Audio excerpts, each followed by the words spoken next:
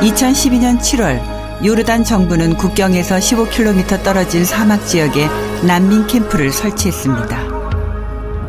세계에서 두 번째로 큰 시리아 난민 12만 명을 수용한 자타리 캠프입니다. 2,500만 국민 중에 1,000만 명가량이 난민으로 전락했고 그중에 250만 명이 국경을 넘어 레바논, 요르단, 터키로 피신했습니다. 국제사회는 곧바로 구호에 나서 숙소, 식량, 병원, 학교 등 다양한 형태로 생활을 지원했습니다. 숙소도 문제입니다. 유엔은 끝없이 밀려드는 난민들에게 대형 천막을 제공했다가 큰 불만과 비난을 들었습니다. 천막으로는 사막의 기후를 당해낼 수 없었습니다. 그러다 새로 지급된 것이 컨테이너로 만든 집입니다. 우리나라는 2012년부터 각국의 시리아 난민 캠프를 돕기 시작했습니다. 그중에 하나가 컨테이너 집인데요. 실내가 넓고 더위와 추위에 강해서 천막에 비할 바가 아닙니다. 자타리 캠프에는 지금까지 1,700채를 보급했는데 이 집을 받기 위해 난민들 사이에 경쟁이 벌어질 정도입니다. 유엔에서 지원하는 거는 천막을 지원하는데 그런 천막을 이렇게 컨테이너 하우스로 이렇게 바꾸어서 주면은 이 사람들이 겨울을 나는데 굉장히 도움이 되고 또 여기 에너지 전기가 부족해갖고 겨울에 난방을 제대로 못해요. 그렇기 때문에 이런 컨테이너를 하게 되면은 굉장히 이 사람들이 주거 환경의 안정을 가져오기 때문에 이 컨테이너 하우스의 인기가 굉장합니다. 자타리 난민촌에서는 유니세프를 통해 교육 과정을 운영합니다.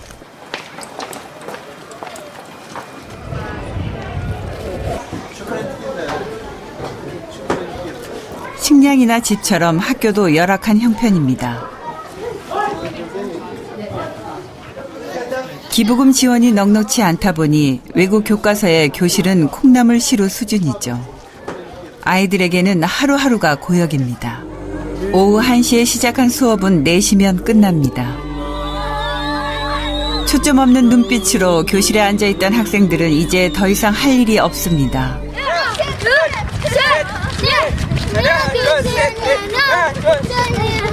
도복 입은 아이들을 따라가 보니 커다란 가건물 한 동이 통째로 태권도 교실로 운영되고 있습니다. 한국 외교부가 국내 NGO와 함께 운영하는 방과후 교실입니다. 불만과 불안에 사로잡힌 부모들도 아이들 문제만큼은 한시름 놓죠. 특히 어려서부터 남녀를 엄격하게 구분하고 활동에 제약을 받던 여학생들이 음악 수업을 들으면서 눈에 띄게 밝아졌습니다.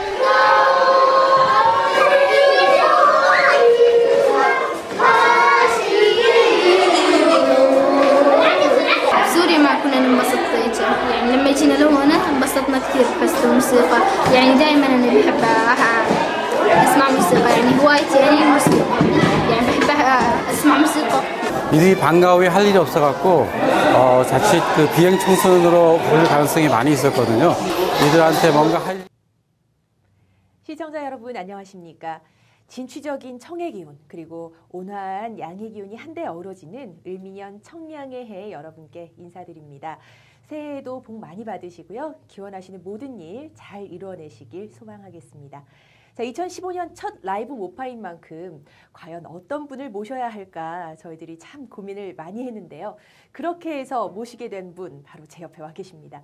오영주 개발협력국장님이신데요. 인사드릴게요. 안녕하십니까? 안녕하십니까? 네, 라이브 모파 출연이 처음이시죠? 네, 그렇습니다. 네, 시청자 여러분께 인사와 함께 새해 인사까지 곁들여서 해주시면 좋을 것 같습니다. 안녕하십니까? 외교부 개발협력국장 오영주라고 합니다. 라이브 모파 첫 제가 게스트로 오게 돼서 정말 감사하게 생각하고요. 오늘 좋은 이야기 나눴으면 좋겠습니다. 네, 정말 미인이신데 말씀하시는 목소리도 정말 예쁘신 것 같아요. 네, 감사합니다. 올해 외교관으로 근무하신 지 몇 년 차 되셨고 그동안 어떤 일들을 하셨나요? 제가 1988년, 그러니까 저희가 올림픽 할 때 외교부에 입부를 했기 때문에 26년 차. 오래됐네요. 네. 그리고 좀 여러 곳에서 근무를 했는데 네. 어제 저희가 외교관으로서 근무하는 밖의 공간으로서는 유엔 대표부, 요즘 오준 대사님 굉장히 유명하시잖아요. 예. 그 유엔 대표부에서 근무를 했고, 그 다음에 또 후쿠오카 총영사관에서 네. 저희가 일본에서 영사 업무를 좀 했었습니다. 그리고 중국 베이징에서 저 참사관으로 근무를 했었고요. 유엔 과장을 했었어요. 네. 그래서 유엔 과장 할 때는 저희 반기문 사무총장님 선거 캠페인 네. 이제 실무로서 일을 하는 중요한 일을 하셨네요. 좋은 경험을 가졌었습니다. 네. 뭐 아무래도 세계를 품고 살아가시는 분이 아닌가 싶어서 굉장히 부럽기도 한데, 요즘에는 외교부 여성들이 참 많다고 들었지만, 그렇죠. 네. 국장님께서 입부하실 당시만 해도 많지 않았을 것 같거든요. 그렇습니다. 네네. 여성으로서 힘든 점도 물론 있었겠지만, 지금 이 세상이 바뀐 만큼 여성 외교경 굉장히 많잖아요. 여성으로서 강점이 있다면 어떤 게 있을까요? 여성으로서 강점은 이제 외교관이라는 어떤 직업 업무의 특성상 굉장히 많은 교섭을 통해서 이렇게 합의를 도출해내는 일들을 해야 되는데 네. 그게 상대방과의 합의 도출에 여성들이 조금 더 강점이 있지 않나. 남의 의견에 잘 기울이고 네. 또 기본적으로 여성들은 이제 뭐라 그럴까요? 합의를 도출하면서 뭔가 조화롭게 가는 것들을 더 선호하는 기질들이 있는 것 같아요. 네. 그래서 여성 외교관이라는 게 그런 또 점이 있다고 저는 생각이 되고 네. 두 번째는 기본적으로 제가 외교부 들어왔을 때는 제가 여자 외교관을 4번째였는데요. 와, 정말 역사를 써가고 계시군요. 네. 근데 그때만 해도 여성에 대한 기대가 좀 낮았던 것 같아요. 그래서 기대가 낮은 만큼 조금만 일을 잘해도 잘했다 그러셔가지고 제가 많이 덕을 많이 받습니다. 겸손한 발언까지 하시네요. 그렇군요. 그러면 이제부터 본격적으로 외교부의 개발협력과 관련된 이야기들 상세하게 나눠볼 텐데 개발협력이라는 단어부터 좀 생소하게 생각하시는 국민들도 아직 있는 것 같거든요. 네. 직접 소개를 해주시면 좋을 것 같습니다. 네, 이제 개발협력이라고 하는 것은 이제 전 세계에 국제사회 정말 많은 나라가 있잖아요. 193개국의 나라가 있는데 이 모든 나라들이 좀 더 골고루 다 잘 사는 사회를 만들고 그렇게 함으로써 국제사회가 보다 좀 안전하게 또 평화롭게 가져가자는 이런 어떤 국제사회 전체의 목표가 네. 사실 있지 않습니까? 그런 목표 달성을 위해서 우리 국제사회 구성원들이 다 좀 못 사는 나라들, 좀 개도국 또 우리보다 좀 뒤처진 나라들을 위해서 네. 어떻게 우리가 지원을 하고 그러한 지원을 통해서 국제사회가 좀 더 평화롭고 또 안전한 그런 사회를 만들어 나가자 하기 위한 네. 노력이다 이렇게 보시면 될 것 같고요. 특히 이제 우리가 유엔에서 다루는 많은 이슈 중에 인권도 있고 안보도 있고 한데 그 중에서 개발이라고 하는 개발 협력이라고 하는 부분이 평화의 부분과 함께 이 개발 협력을 통한 전체적인 지속 가능한 발전 이 두 개가 가장 중요한 국제사회 고울이 되겠습니다. 그래서 네. 개발 협력은 그런 업무이고요. 그리고 좀 더 쉽게 말씀을 드리자면 ODA라고 들어보셨죠? 네, 그럼요. 네, 그렇죠. 그러니까 우리가 국민의 세금으로 하는 공적 네. 원조를 통해서 국제사회에 그런 원조를 받아야 하는 나라들에 대해서 지원하는 업무다. 이렇게 생각하시면 되겠습니다. 네. 네. 결국 좀 대의적인 네. 그런 명분을 가지고 활동하는 그런 네. 업무다 보니까 좀 일하시면서 뿌듯한 점도 많을 그렇습니다. 것 같은데 네, 네. 개발협력과 관련된 일을 하신 지는 얼마나 되셨나요? 사실 저는 이제 개발협력국장을 2년, 이제 2월이 되면 2년이 되고요. 네. 그 전에 이제 심의관이라고 국장이 네. 되기 전에 하는 심의관 포스트에 1년 있었기 때문에 예. 총 3년을 개발협력 업무를 했습니다. 네. 그러면 개발협력이라고 했을 때 흔히 NGO 단체들 많이 떠올리게 돼요. 월드비전이나 굿네이버스 네, 같은. 네, 네. 그런데 외교부에서도 개발협력을 한다면 뭔가 이 정부 차원에서 하는 개발협력은 NGO 단체와 다른 점이 있을 것 같거든요. 그렇죠. 네.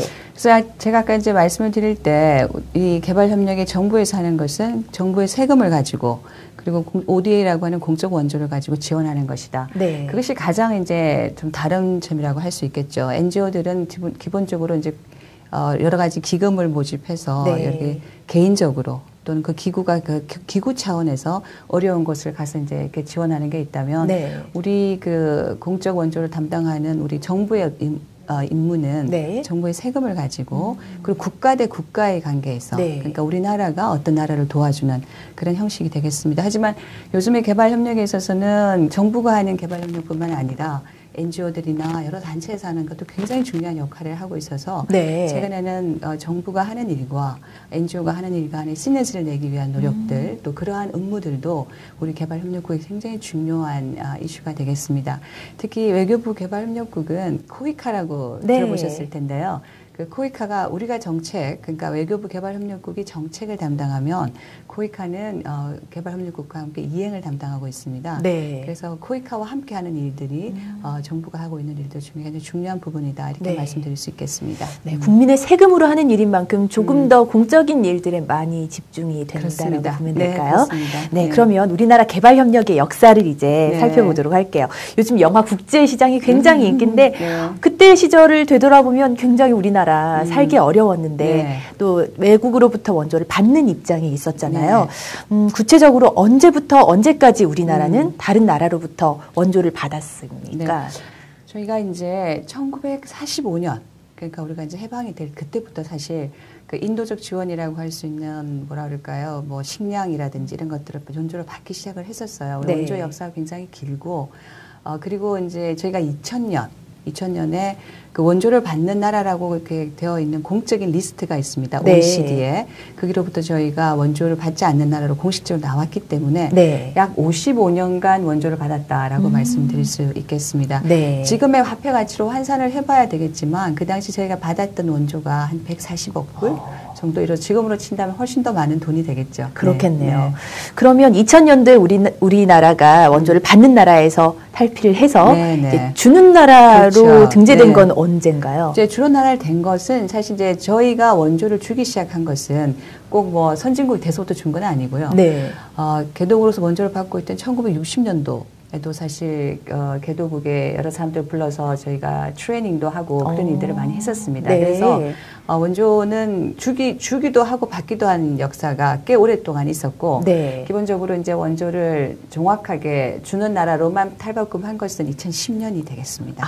그래서 사실 어떤 의미에 있어서는 원조를 네. 주는 나라로서의 저희의 어떤 위치는 굉장히 얼마 되지 않았다 이렇게 말씀드릴 수 있겠죠. 한 10년 동안의 그 네. 공백 기간 동안 네. 우리나라가 더 발전을 해서 네, 이제 주는 네. 나라로 당당하게 네, 그렇습니다. 리스트에 올리게 된 네, 거네요. 네. 자, 그러면 한국에서 원조를 받아서 성공적으로 이렇게 우리나라가 도약하기까지 어떻게 그 받은 원조를 잘 활용했기 때문에 그렇게 됐다고 보십니까? 우리나라는 국제사회에서도 세계에서 가장 유일하게 채빈국이라고 하는 데서 선진국이 된 나라다라고 네. 되어 있어요. 유일하다. 좀 생각해보시 국제시장에도 나왔지만 사실 1945년이라고 하는 것이 얼마 되지 않은 사실 근대사에 있는 부분이고 네. 근데 그런 나라에서 이제 2010년까지 갈 때까지 왜 한국만이 그렇게 좀 유일하게 전 세계에서 원조를 통해서 성공한 나라냐 하는 의문들을 굉장히 많이 가지고 있습니다. 네. 근데 그 중에서 가장 중요한 것은 저희가 봤을 때는 국제사회부터 지원을 무엇보다도 가장 잘 활용을 했다라고 말씀드릴 수 있겠고요. 네. 우리가 필요로 하는 여러 가지 그 개발 사업, 우리가 꼭 이때는 지금 이 사업을 해야만 우리나라가 정상적으로 개발을 잘 할 수 있는, 발전할 수 있는 나라가 되겠다라고 하는 것에 대해서 완전 포커스를 했죠. 그러니까 집중을 잘했군요. 그렇죠. 경부고속도로를 짓는다든지, 예. 포스코를 만든다든지, 카이스트를 수립한다든지, 그때마다 필요한 것들을 저희가 오너십을 가지고 잘했던 거, 그게 네. 제일 중요했던 것 같고요. 무엇보다도 국민들이 이제 교육열이 굉장히 강했기 때문에 그러한 인적인 재원들이 우리나라가 개발하고 당당하게 선진국으로 가는데 유일하게 가는데 큰 역할을 했다고 보고 정부의 어떤 리더십이나 또는 우리가 가지고 있던 제도가 아주 좋은 다른 어떤 나라들보다도 굉장히 또 우수했기 때문에 가능했다라고 말씀드릴 수 있겠습니다. 정말 박자가 잘 맞았네요. 그렇죠. 이끄는 네. 사람과 네. 또 열심히 달리는 맞습니다. 국민들의 그런 네. 근명성실함이 네. 잘 어우러진 것 같고요. 자, 그러면 우리가 예전에 그랬던 것처럼 이제 도움을 주고자 할 때 모든 나라에게 다 도움을 주면 좋겠지만 그럴 수가 없잖아요. 그렇죠. 현실적으로. 네. 어떤 기준에 의해서 도움을 주는 나라를 선정을 네. 하게 되나요? 지금 우리가 ODA를 주는 나라로 바뀌었다라고 제가 말씀을 드렸지만 사실 그것은 그 규모는 굉장히 적다고 할 수 있습니다. 그러니까 제가 24번째로 전 세계에서 ODA를 주는 나라로 들어가긴 했지만 그 네. 규모는 지금 한 17위, 18위 정도에 네. 머물러 있어요. 그래서 우리나라의 경제 규모에 비하면 ODA가 규모가 아직 작습니다. 그렇기 때문에 이 돈을 정말 효율적으로 써야겠다라고 네. 생각을 하고 있고 그래서 우리나라는 이제 26개의 중점적으로 지원하는 나라를 정했습니다. 네. 그래서 그 나라가 굉장히 좀 어려운 위치에 있거나 또는 경제 외교적으로 우리가 굉장히 가까운 곳에 있는 나라 그리고 우리 ODA를 했을 때 금방 여러 가지 효과가 날 수 있는 나라 이런 거를 중심으로 해서 정부에서 26개 나라를 네. 선정을 했고요. 네. 주로 그런 나라들을 중심으로 ODA가 아주 효율적으로 쓰여질 수 있도록 노력을 하고 있습니다. 네, 그렇군요. 26개의 나라. 네. 어떤 기준을 그래도 명확하게 세우시고 그렇죠. 거기에 따라서 네, 선정을 그렇습니다. 하시는 거죠. 네. 그러면 원조를 할 때 반드시 이런 건 지켜야 된다. 이런 원칙 같은 게 있나요? 네, 그래서 원조도 그 나라가 뭐 그냥 우리가 하고 싶은 대로 마음대로 할 수 있는 그런 건 아니고요. 네. 이게 아까 제가 처음에 말씀드렸을 때 유엔에서도 이 개발 협력 업무가 평화와 관련된 안보리 업무만큼 중요한 업무로 되고 있다 한 네. 것처럼 국제사회가 그러한 논의를 하면서 이렇게 좋아야만 제대로 된 원조다라고 하는 규범을 이미 다 만들고 있습니다. 따라서 제대로 된 원조를 하기 위해서는 네. 그러한 규범을 지켜주는 것이 굉장히 중요하고요. 예. 그리고 그러한 규범을 지킴으로써 선진국으로서 여러 가지를 많이 뭐라 그럴까 평가를 받을 수 있죠. 그래서 네. 되게 많은 규범들을 지키면서 하고 있습니다. 네. 그러면 전 세계적으로 어떤 원조를 하는 나라들의 모양이라고 할까요? 어떤 방법은 어느 정도 규범에 따라서 하는 거기 때문에 네, 네. 좀 비슷한 면도 있겠네요. 네, 꼭 비슷하다 하는 건 예. 없지만 각자가 잘할 수 있는 분야들을 많이 특화를 하는데 예. 우리나라 같은 경우에는 우리 개발 경험이라는 게 인적인 자원을 중심으로 되었었잖아요. 네. 그래서 저희가 교육이라든지 또는 농업 같은 데 굉장히 특화가 되어 있는 게 있으니까 네. 그러한 부분들을 저희가 사업화해서 우리의 개발 경험을 많이 전수하고 네. 그런 것도 잘 하고 있습니다. 네. 자, 이 분야의 뜻을 가지고 함께하고 싶어 하는 학생들이 굉장히 많고 또 청년들 역시 그렇게 관심이 많다고 들었거든요. 뭐 코이카의 해외 봉사단이나 인턴 같은 다양한 제도들이 있다고 하는데 이런 제도를 통해서 해외에 파견돼서 지금 실제로 좀 일하고 있는 인력들 얼마나 되나요? 굉장히 많습니다. 저희가 월스 프렌즈 코리아 라고 WFK라고 하는 브랜드로 네. 매년 4,000명의 봉사단을 파견을 하고 있죠. 네. 그러니까 이제 외교부의 산하기관인 코이카의 업무 중에서 가장 중요한 업무 중에 하나라고 할 수 있고요. 네. 그 4,000명이 매년 나가서 이제 4,000명 중에 한 절반가량 2,000명은 2년 단위로 봉사를 하고 있고 그 외에는 이제 소규모의 NGO 봉사단도 네. 함께 되어 있습니다. 그래서 20, 30대에 아주 생기발랄한 네. 우리 청년들이 여러 가지 국제사회의 어려움에 동참하면서 많은 경험들을 하고 있습니다. 네. 2년이 지난 후에 계속 일을 하고 싶으면 다시 지원을 해야 되는 건가요? 아니요, 이제 이후에 여러 사람들한테 저희가 네. 기회를 네. 주기 위해서 2년으로 제한하고 있군요. 제한하고 있습니다. 그 외에도 ODA 청년 인턴이라는 제도를 또 새롭게 예. 저희가 도입을 했습니다. 네. 1년씩 보내는 건데 이제 재학자는 안 되고 네. 대학을 졸업하거나 또는 애정자인 사람들 중에서 네. 1년에 한 450명을 뽑아서 ODA 현장에 또 보내는 트레이닝 네. 프로그램을 별도로 저희가 가지고 있습니다. 네. 그럼 이런 제도에 참여를 하려면 뭐 홈페이지를 통해서 공고가 나는 건가요? 네, 그렇습니다. 월스 프렌즈 코리아 같은 경우에 코이카 봉사단 같은 경우에는 연 10회 정도. 자주 뽑는군요. 네, 그러니까 홈페이지 들어가시면 예. 아주 상세하게 좀 나와 있습니다. 코이카 홈페이지를 참조하시면 되고요. 네. ODA 청년 인턴은 1년에 2번 네. 뽑고 있는데 또 홈페이지를 통해서 공고를 잘 하고 있습니다. 네, 그렇군요. 자, 그리고 개발협력국에서 재난 구호 업무도 맡고 있다고 들었는데요. 지금까지 우리나라 어떤 구호 활동을 해왔나요? 재난구호는 이제 기억을 잘 하시겠지만 하이티가 저희가 네. 구호대를 보낸 첫 업무라고 할 수 있고요.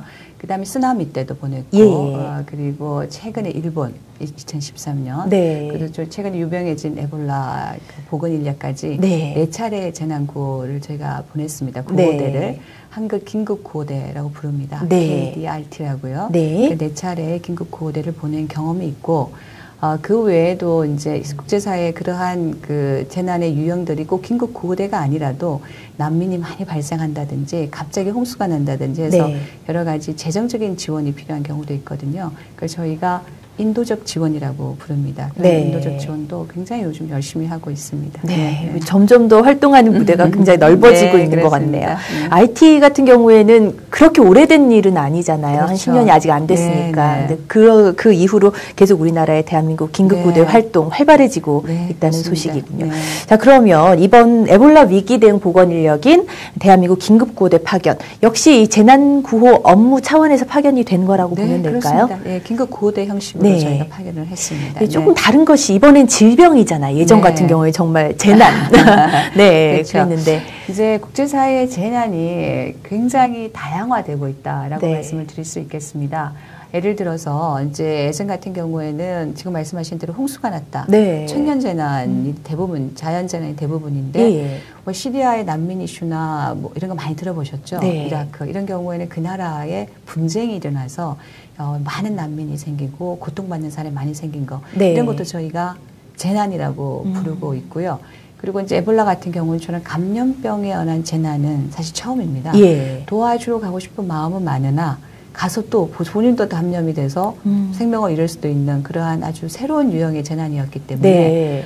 초기에 국제사회의 어떤 협력이라고 그럴까요? 그러니까 조금 좀 지지부진했던 게 사실이었어요. 많은 사람들이 동참이 어려웠기 때문에. 네. 그래서 우리가 이런 걸 새로운 유형의 재난이라고 부르고 있고 또 앞으로 그런 새로운 유형의 재난이 더 많아질 수도 있습니다. 저희가 생각하지 못했던 재난이 또 생길 수 있는 거죠. 네. 그래서 이번에 저희가 에볼라에 대해서 긴급 구호대를 파견한 경험은 앞으로 한국이 그 재난의 부분에 있어서 큰 역할을 하는데 매우 소중한 경험이 될 것이다 이렇게 생각을 하고 있습니다. 네, 이 전염병이만큼 아무래도 좀 신중하게 준비를 해야 하는 부분이 네, 당연히 그런 게 있었겠죠. 있습니다. 네.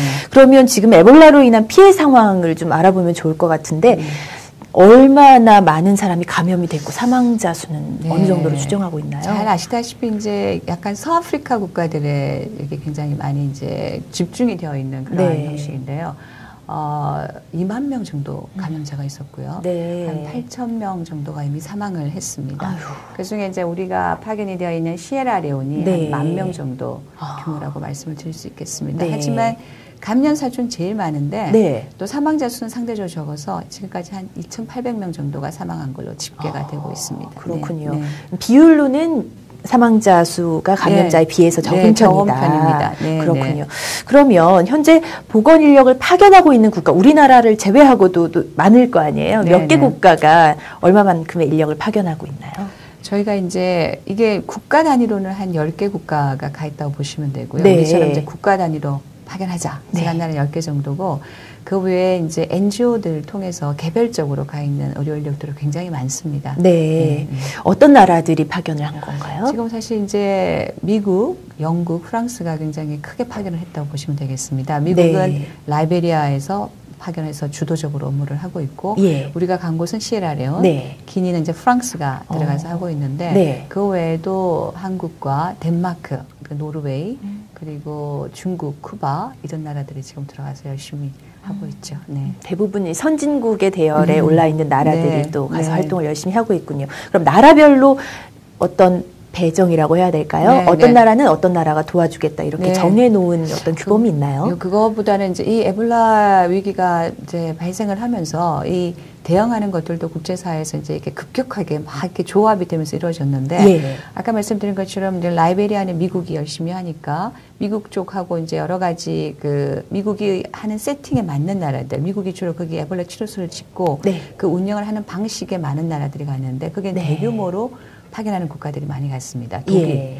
독일도 굉장히 많이 파견을 했거든요. 그래서 미국이 하는 방식에는 좀 지원대가 규모가 컸어야 됩니다. 네. 근데 시에라레온은 영국이 주도하는데 영국이 주도하는 데는 좀 여러 조금 보낸 나라들이 모여서 좀 이렇게 이루는 방식이 되었어요. 예. 그래서 저희가 시에라레온을 선택했던 이유가 네. 우리 규모가 조금 적습니다. 이제 일진에 10명씩이었기 때문에 네. 그래서 저희가 봤을 때 시에라레온이 가장 적합하다 해서 이렇게 시에라레온이 좀 나가 있는 상황이죠. 네, 국제적으로 어떤 규범에 의해서 정한 것은 아니고 그렇죠. 원조를 주는 나라 입장에서 가장 그렇죠. 효율이 높고 필요하다고 네. 생각되는 곳에 파견을 그렇죠. 하는 거군요. 그렇겠습니다. 네. 네, 이런 인력적인 지원뿐만 아니라 금전적인 지원 역시 네. 이루어질 것 같은데 네, 우리나라는 얼마나 도와주고 있는지 궁금하네요. 저희가 이번에 1,260만 불 네. 정도를 저희가 지원을 했습니다. 네네. 그러니까 유엔에서도 지금 그 에볼라를 위해서 이제 에볼라 특별 지원단이 만들어졌거든요. 그래서 반기문 사무총장님이 그 지원단을 중심으로 활동을 하고 계시고 최근에 네. 또 다녀오셨죠. 다녀오셔서 여러 가지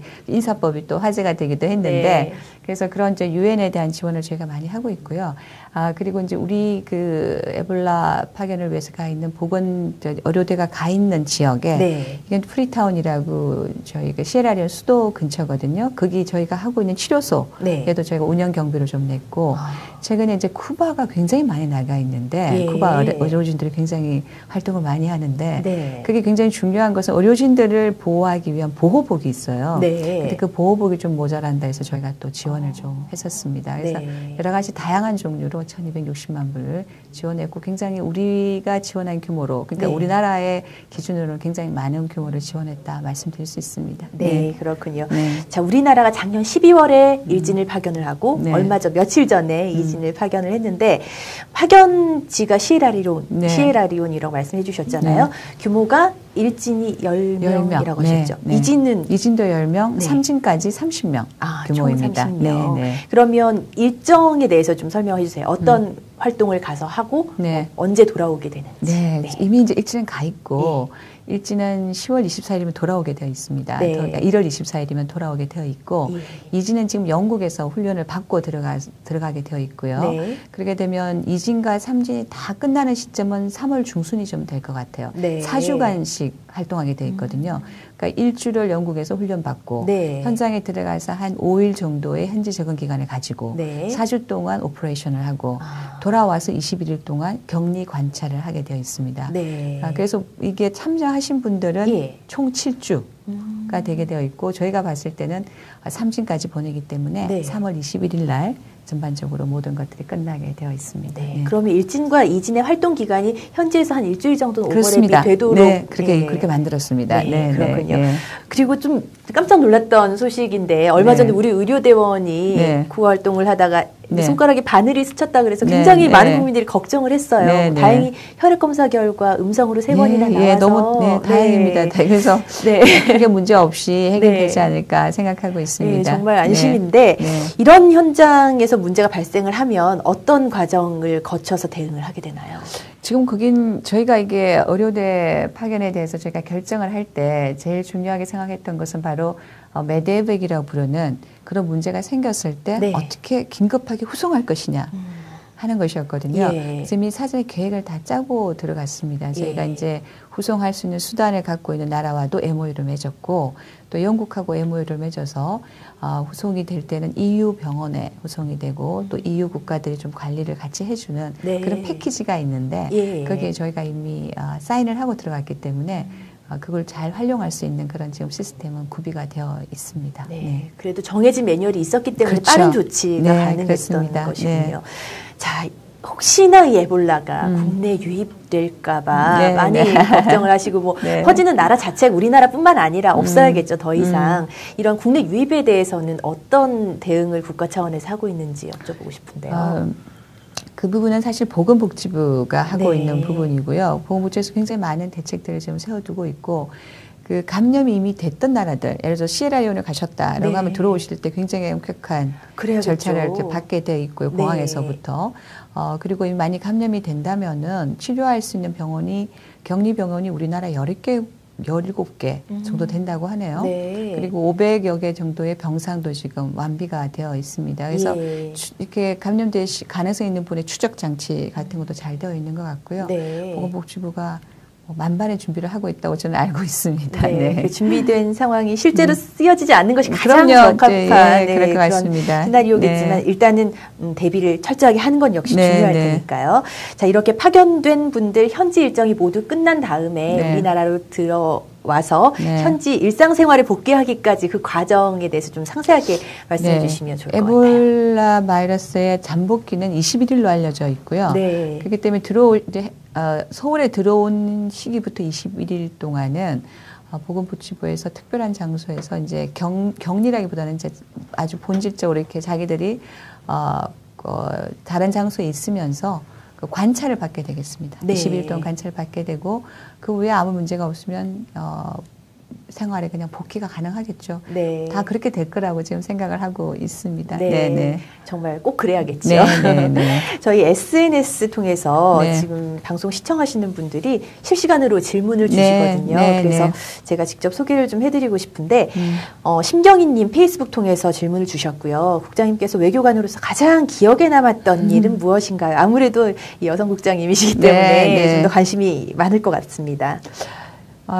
사실 이제 외교관 생활 26년 동안 그 하루하루가 다 의미 있고 기억에 남는 거였는데 네. 저 개인적으로서는 반기문 사무총장님의 선거 캠페인 네, 관여했던 1년 네. 그리고 총장님으로 당선되셔서 현장에서 이제 수락 연설을 하셨어요. 네. 저희가 그 선거운동 1년 하고 그 수락 연설을 이제 저희가 가서 먼 발치에서 이렇게 지켜봤을 때 뭐라 그럴까 정말 감개가 무량하고 울컥하고 네. 해서 그때 내가 외교관 되기 정말 잘했구나 하는 생각을 했었습니다. 국제사회에 한국이라는 이름을 당당히 남길 수 있는 그런 분을 저희가 또 선거를 해서 네. 이루어냈기 때문에 그때의 감동을 뭐 잊을 수가 없죠. 네. 그렇군요. 네. 이지원님께서 또 페이스북 통해서 질문 주셨는데요. 스페인 중남미학과 재학 중인 학생이래요. 네. 중남미는 상대적으로 빈곤한 국가들이 많은데 중남미 국가에 원조를 하고 있나요? 라고 물어보셨어요. 우리나라는 지금 사실 이제 동남아를 제일 많이 하고 있긴 합니다. 가까우니까요. 예, 그렇죠. 네. 여러 가지 문화적으로도 가깝고 우리나라와 중요한 관계에 있고 네. 우리나라 ODA의 한 50%가 동남아에 가는데 네. 중남미 국가들도 꽤 많이 하고 있습니다. 특히 네. 이제 중남미 중에 페루나 파라과이나 또는 콜롬비아 이런 나라들에 대해서 저희가 중점협력국 중에 들어가 있고요. 네, 볼리비아까지. 네. 볼리비아는 네. 굉장히 이제 못 사는 나라인데 얼마 전에 예. 외교장관 다녀가셨는데요. 그래서 중남미에 대해서도 저희가 많은 지원을 하고 있습니다. 네, 그렇군요. 네. 이 스페인 또 중남미학과 재학 중인 학생이기 때문에 이런 말씀들을 듣고 미리 설계하는데 굉장히 또 도움이 네, 되지 않을까 네. 이런 생각도 들어요. 네. 또 질문이 들어와 있는 것 같거든요. 네. 받아보겠습니다. 네, 잠시 질문지 받고 드릴게요. 역시 페이스북 통해서 이지원님, 코이카에서 시행한 ODA 전문 자격증이 있다고 들었는데 어떤 자격증인지 설명 부탁드립니다. 전문 자격증이라고 하면 제가 알기에는 이제 그 코이카의 프로젝트 사업에 갈 때 네. 그게 그 프로그램 액션 오피서 PAO라 그래가지고 네. 젊은 이제 20대 30대에 개발을 했던 사람들 중에 특정 사업에 이공계가 많습니다. 예를 들어서 저희가 뭐 에너지 관련 사업을 한다. 예. 그리고 그 에너지 관련 특수한 사업에 관여를 해봤던 경험이 있거나 또는 그러한 초기에 어떤 경험이 있거나 또 네. 관련돼 있는 전공 학생이거나 이런 사람들을 이제 주니어 오피서로 뽑습니다. 네. 그래가지고 그러한 주니어 오피서로 되어 있는 사람들을 그런 자격증을 가진 사람들을 포함해서 사업의 어떤 업주들이 사업을 낼 때 네. 그게 가산점을 주고 있습니다. 그래서 아마 PAO 제도를 말씀하시지 않은가 싶습니다. 네. 예. 특별한 이 코이카에서 만들어낸 자격이라기보다는 본인이 스스로 전문 분야로 갖고 있는 것들이 좀 예, 그런 지원하는 데 전문 도움이 분, 되는 그렇죠. 거군요. 그건 전문 분야인데 코이카에서 그런 자격증 시험들을 둬서 분야별로 이렇게 이제 뽑아서 가지고 있다가 예. 그런 자격증을 가지고 있는 분들이 비슷한 사업을 응모하는 어떤 회사에서는 네네. 그런 분들을 풀로 가지고 풀을 보고 예. 그런 분들 포함을 시키는 거죠. 그걸 포함을 네. 시켜주면 저희가 그런 회사들한테 코이카 사업을 더 줄 수 있는 가산점 제도를 가지는 거라 어떤 의미에서는 젊은 저희 이제 인재들, 네. ODA 인재들을 저희가 키워내는 그러한 네. 자격증 제도다 말씀드릴 수 있겠습니다. 네. 그리고 한 분만 더 질문 받아볼게요. 이지원님께서 인도적 차원에서의 지원 그리고 재난 차원의 지원 차이가 좀 무엇인지 네.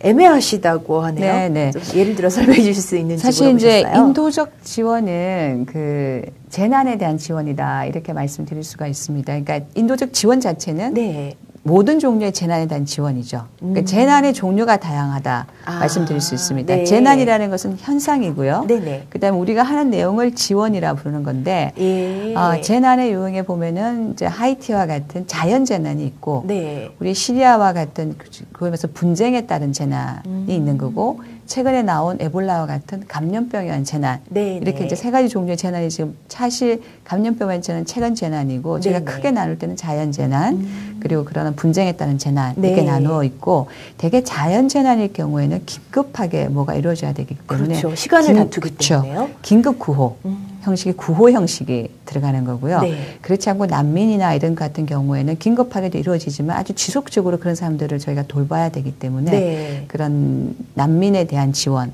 또는 그런 여러 가지 다양한 어떤 그 자연 재난이 아닌 것에 대해서는 인도적 지원의 형식들이 긴급하지 않게 이루어지는 지원 형식으로 가서 되게 국제기구를 통해서 저희가 많이 지원을 합니다. 네. 뭐 들어보시겠지만 세계 식량기구라든지 또는 뭐 난민기구라든지 이런 데서는 그런 오피스를 따로 가지고 그렇게 재난이 일어난 지역에서 특별하게 활동을 하고 있거든요. 네. 그런 곳에 저희가 이제 예산을 지원해서 필요한 예산 여러 가지 지원이 될 수 있도록. 네. 최근에 저희 장관님께서 요르단에 네. 다녀오셨어요. 시리아의 난민 문제가 가장 큰 문제거든요. 거기에 보면 시리아의 난민 캠프가 있습니다. 자탈리안 네. 쪽에 그 캠프에 이제 사람들이 살아갈 수 있는 조그마한 간이 학교도 지어드리고 네. 또 뭐 태권도도 하게 드리고 뭐 이런 것들이 이제 인도적 지원의 뭐 분야 중에 하나다 보시면 네. 되겠습니다. 네. 네, 네. 질문이 참 많이 들어와요. 네, 인기가 네. 많으신데요. 네, 네. 김유리님, 라이브 모파에서 여성국장님 처음 뵙는 것 같은데 외교부의 여성 외교관은 대략 몇 % 정도 되나요? 라고 물어보셨어요. 아, 제가 수학이 약해가지고 퍼센트까지는 제가 정리는 안 해봤는데요. 네, 지금 여자 외교관들은 저같이 이제 저기 초기에 해당하던 사람들은 굉장히 적었지만 네. 뭐 지금은 뭐 반 이상의 여성 외교관들이 그러니까 지난 10년 전부터는 네. 그래서 젊은 외교관들은 거의 5대5다 이렇게 말씀을 드릴 수 있고 네. 그 위에 있는 부분들 좀 띄엄띄엄 네. 이게 저기 표준말인지 모르겠는데 띄엄띄엄 있고요. 네네. 정말 여성 파워가 너무 세져서 최근에 저희가 남자 외교관 다 어디 있나 뭐 이런 그런 저희가 네. 뭐 농담도 하고 있습니다. 하지만 저는 밸런스가 있는 게 좋은 것 같아요. 그럼요. 여성 남성이 다 네. 함께 이렇게 일할 수 있는 분위기 참 좋은 것 같습니다. 네, 여성국장님이 처음이실 수밖에 없는 이유가 있군요. 네. 지금 네 번째로 외교관이 되셨다고 하니까요. 네, 그렇습니다. 네, 그리고 박철규님, NGO도 재난 구호 활동이나 인도적 지원을 많이 하는데 외교부와 협력해서 하는 건지 궁금합니다. 아까 말씀하셨던 내용. 네, 당연합니다. 있죠? 네, 그 NGO가 이제 여러 종류의 NGO가 있고요. 이렇게 재난 구호를 하는 NGO도 있고 개발 협력 사업을 하는 NGO들도 있는데 재난 구호하는 NGO들은 외교부하고 굉장히 많은 저기 협력 관계를 가지고 있어요. 네. 저희가 예를 들어서 현장에서 시리아 난민을 지원한다 했을 때 외교부에서 돈을 대서 지원을 한다 하더라도 그 돈을 직접적으로 가서 여러 가지 활동을 하는 사람들은 우리나라 NGO일 수가 있습니다. 그래서 그런 식으로 연계가 되어 있고 네. 긴급 구호를 갈 때도 NGO들과 항상 협력하고 있고요. 네. 그리고 우리 그 하는 협의체 별도 협의체가 있습니다. 협의체가 네. 있고 또 별도로 NGO들의 역량을 강화시키기 위해서 외교부에서 코이카와 함께 별도의 자원을 저희가 또 별도로 둬서 네. 매년 이렇게 NGO 트레이닝도 하고 있고 해서 NGO와 외교부 그리고 코이카는 개발협력과 인도 지원에 있어서 좋은 파트너이고요. 네. 항상 함께 가야 되는 또 그러한 동반자다 이렇게 생각을 하고 있습니다. 네. 네. 각각의 기관이 중점적으로 주목하는 그런 어떤 사업들은 있겠지만 결과적으로는 그렇죠. 다 어우러지는 네, 그런 네. 활동을 하고 네, 계신 것 네. 같아요. 네. 그리고 한누리님께서 외교관이라는 직업이 여성들이 도전할 만한 것인지 경험에 비춰 솔직한 답변 부탁드린다고요. 솔직한 답변이 아니라 외교관이란 직업은 여성 남성을 이렇게 그러니까 생각하지 않고 네. 봤을 때 굉장히 매력적이고 또 의미 있는 직업이다. 저는 개인적으로 그렇게 생각을 하고 있습니다. 특히 네. 우리 같이 분단된 나라에서 통일을 지향하고 있고 또 국제사회에서 우리의 입지를 강화해야 되는 데 있어서 외교관처럼 중요한 역할을 할 수 없는 직업은 없다라고 네. 하는 게 저의 확고한 생각이고요. 네. 근데 여성이 하는데 어떠냐 하는 부분들은 여성이어서 더 나쁘거나 더 좋구나는 점은 없고 네. 개인의 자질에 따라서 있을 수 있는데 다만 한 가지의 어려운 점은 저희가 그 인생의 반을 외국에서 살아야 되지 않습니까? 네. 그러니까 이제 만약 결혼을 한다면 가정생활과의 어떤 여러 가지 조화가 네. 뭐 굉장히 많이 이렇게 심리적이거나 뭐 육체적으로 힘이 들죠. 네. 예를 들어서 뭐 아기를 혼자 키워야 된다든지 뭐 이런 여러 가지 이제 그런 일들 때문에 많은 여성 외교관들이 고민하고 있고 힘들어하는데 네. 그러한 부분을 제외하고는 정말 매력적이고 도전할 만한 직업이다라고 생각하고 있습니다. 네. 네. 그러면 여성 외교관의 경우에는 자녀들을 직접 근무지까지 데리고 가서 거기 현지에서 키우는 경우 거의 저도 그렇게 많을까요? 했고 예. 왜냐하면 모르겠어요. 한국의 엄마들은 좀 그렇지 않습니까? 이렇게 모성이 너무 강하잖아요. 그러니까 뭐 애를 놔두고서 어디 가고 네. 이게 좀 안 돼서 네. 안 되는 경우가 많은 것 같고 저도 그러더라고요. 예. 그러니까 힘들고 어렵더라도 네. 데려가서 애를 키우고 이렇게 되는데 일과 그 양육을 네. 한국이 아닌 다른 곳에서 특별한 도움이 없이 하는 거는 정말 어렵고 힘든 일인 것 같아요. 그런 네. 자녀 양육의 문제를 빼고는 뭐 다른 것들 남자들하고 거의 동등하다 많은 환경에 있어서 볼 수 있는데 그 부분들이 굉장히 많은 영향을 미치죠. 네. 네. 그러면 그렇게 외국을 많이 돌아다니는 자녀들의 입장에서는 굉장히 좋은 경험이잖아요. 어른의 입장으로 보면 그렇거든요. 네. 어린 시절에 언어의 면에 있어서도 훨씬 네. 좀 많이 감각을 키울 수 있을 것 같고 그런데 적응하고 이런 것에도 큰 문제는 없는지요? 문제가 많을 수 있죠. 그게 네. 좋은 기회이기도 하지만 네. 또 도전이거든요. 네. 그러니까 옆에서 이제 부모가 좀 많이 챙겨주고 이래야 되는데 또 다 바쁘잖아요. 그러니까 그래서 또 개인차가 있기는 하지만 다들 어려움을 겪으면서 또 잘 네. 성장하는 것 같기는 한데요. 이게 매번 환경을 바꾸는 것이 네. 쉬운 일은 아닌 것 같습니다. 그렇죠. 네. 어른한테도 힘든 일이니까. 맞습니다. 또 네. 그래도 좀 적응 잘하는 아이들도 제 주변에서는 좀 네, 본 것 같거든요. 그럼요. 훌륭한 자녀들이 좀 꽤 네. 많습니다. 네, 네. 한편으로 부럽기도 했습니다. 네, 그리고 페이스북에서 최원영님, 우리가 원조해준 국가에서 우리나라 이미지가 더 좋아질 것으로 생각되는데 국내에는 이런 사례가 소개가 많이 되지 않는 것 같다고요. 어떻게 생각하시는지요? 라고 질문 주셨어요. 네, 사실 이제 저희도 이제 홍보나 이런 네. 것이 좀 더 되어야 된다 생각을 많이 하고 있는데요. 이게 어떻게 말씀을 드려야 될까요? 그러니까 이걸 원조를 해줬기 때문에 우리나라 이미지가 이렇게 좋아졌어라고 이렇게 딱 케이스를 금방 이렇게 연결해서 할 수 있는 것들이 사실 많지 않고 네. 한류가 쭉 가서 우리의 나라에 대한 이미지를 이렇게 여러 오랜 기간 동안 해서 한국의 이미지를 빌드업했지 않습니까? 네. 그것과 마찬가지로 우리나라의 ODA에 있는 국제사회 그런 나라들에 가서 정말 좋은 마음으로 함께 가는 동반자의 마음으로 그 나라의 개발을 지원해주는 한국의 좋은 모습 이런 것들이 사업이나 봉사단을 통해서 쌓여지고 있다고 저는 생각을 해요. 네. 그리고 우리가 또 너무 이걸 하나 주고 우리 어떻게 했고 받지 않을까 이런 생각들도 저는 좀 경계해야 되는 것 같습니다. 네. 이렇게 아주 묵묵히 조용히 정말 결과를 낼 수 있도록 노력을 하다 보면 그러한 것들이 우리나라의 외교의 기반이 되고 네. 또 우리 국민들이 어딜 가더라도 존경받을 수 있고 네. 그러한 것으로 될 수 있다고 생각하고요. ODA 사업은 조금 이렇게 긴 안목으로 보는 게 필요하다 이렇게 생각을 합니다. 네. 네, 네. 단순히 내가 하나를 줬기 때문에 당장 그럼요. 반응을 오기를 네. 기대하는 것 자체가 좀 네. 무리인 사업인 네. 것 같기도 해요. 그렇죠. 저희가 이제 네. 아까 엔지오 말씀하신 개인도 많이 도와주지 않습니까? 네, 네. 똑같다고 생각합니다. 우리 개인들이 어떤 이디오피아나 어디에 어린애들 한 명, 두 명 이렇게 사서 이렇게 지원하잖아요. 네. 3만 원씩 기부금을 내지 않습니까? 네. 근데 그걸 하시는 분들이 내가 기부금을 냈기 때문에 걔가 어떻게 됐다고 너가 막 알아주길 그러지 않고 그쵸. 그런 주는 진정한 것만으로도. 마음으로 하죠. 이제 그렇죠. 잘 주기를 바라고 걔가 잘 되기를 바라고 네. 그런 마음들을 가지고 이제 ODA를 하다 보면 나중에 그게 결국은 우리나라에 도움이 됩니다. 네. 그러니까 한국의 어떤 위상, 한국이 정말 괜찮은 나라, 네. 또 존경받는 나라 이렇게 되는 것이 더욱더 국익에 네. 도움이 되지 않을까 그렇게 생각을 하고 있습니다. 네. 결국엔 진심으로 다가간 건 언젠간 통하기 맞습니다. 마련이겠죠. 네, 네. 그리고 건혜리님 해외 원조보다 국내 빈곤층을 우선 지원해야 한다 이런 이야기도 많은데 네. 국장님께서는 어떤 생각을 가지고 계시는지 궁금하다고 하셨어요. 이건 사실 참 많이 들어보는 질문이에요. 그렇죠. 그러니까 우리나라가 아직까지 빈곤층국 많고 또 복지의 문제도 굉장히 많은데 왜 네. 외국에 나가서 우리가 올해 2조 4천억을 했거든요. 네. 2조 4천억씩을 써야 하나요? 이런 질문들이 많습니다. 그게 하지만 한국이라는 나라가 우리나라에 가난한 사람 한 명이라도 있다면 나가지 못한다 하면 우리는 뭐 앞으로 몇십 년, 몇백 년도 못 나갈 것 같아요. 네. 그러니까 이 부분을 조금 더 분리해서 봐야 되는 부분인 것 같아요. 국내의 어떤 복지의 문제, 가난한 사람들에 대한 정책과 또 우리가 ODA를 한 정책들이 이게 서로 상충이 되는 부분이 아니라 네. 이거는 함께 가야 되는 부분이고 네. 그리고 그러한 그 생각들을 가지고 있어야만 국제사회에서 저희가 좀 더 존경받을 수 있고 그러한 존경이라는 것은 바로 우리나라가 국제사회에서 위치가 올라가면서 또 경제적으로 더 좋아질 수 있고 그렇게 네. 되면 또 반대급부로 한국의 경제가 더 좋아져서 우리 빈곤층에 쓸 돈도 많아지는 거고요. 네. 우리 ODA를 해가지고 그 나라에 들어가서 우리가 당장 경제적으로 이건 있다 하더라도 또 우리 물품에 대한 정말 더 좋아진 생각이 있을 수 있지 않습니까? 오히려 광고 효과가 그렇죠. 있을 수도 있겠네요. 한국 품을 더 네. 사고 싶다. 한국 사람들이 이렇게 좋은 사람들인데 좀 한국과 친해지고 싶어. 이렇게 네. 되면 우리에 대한 인지도가 높아지면서 우리의 경제 영역도 넓어지는 거거든요. 네. 그렇게 되면 나중에 아주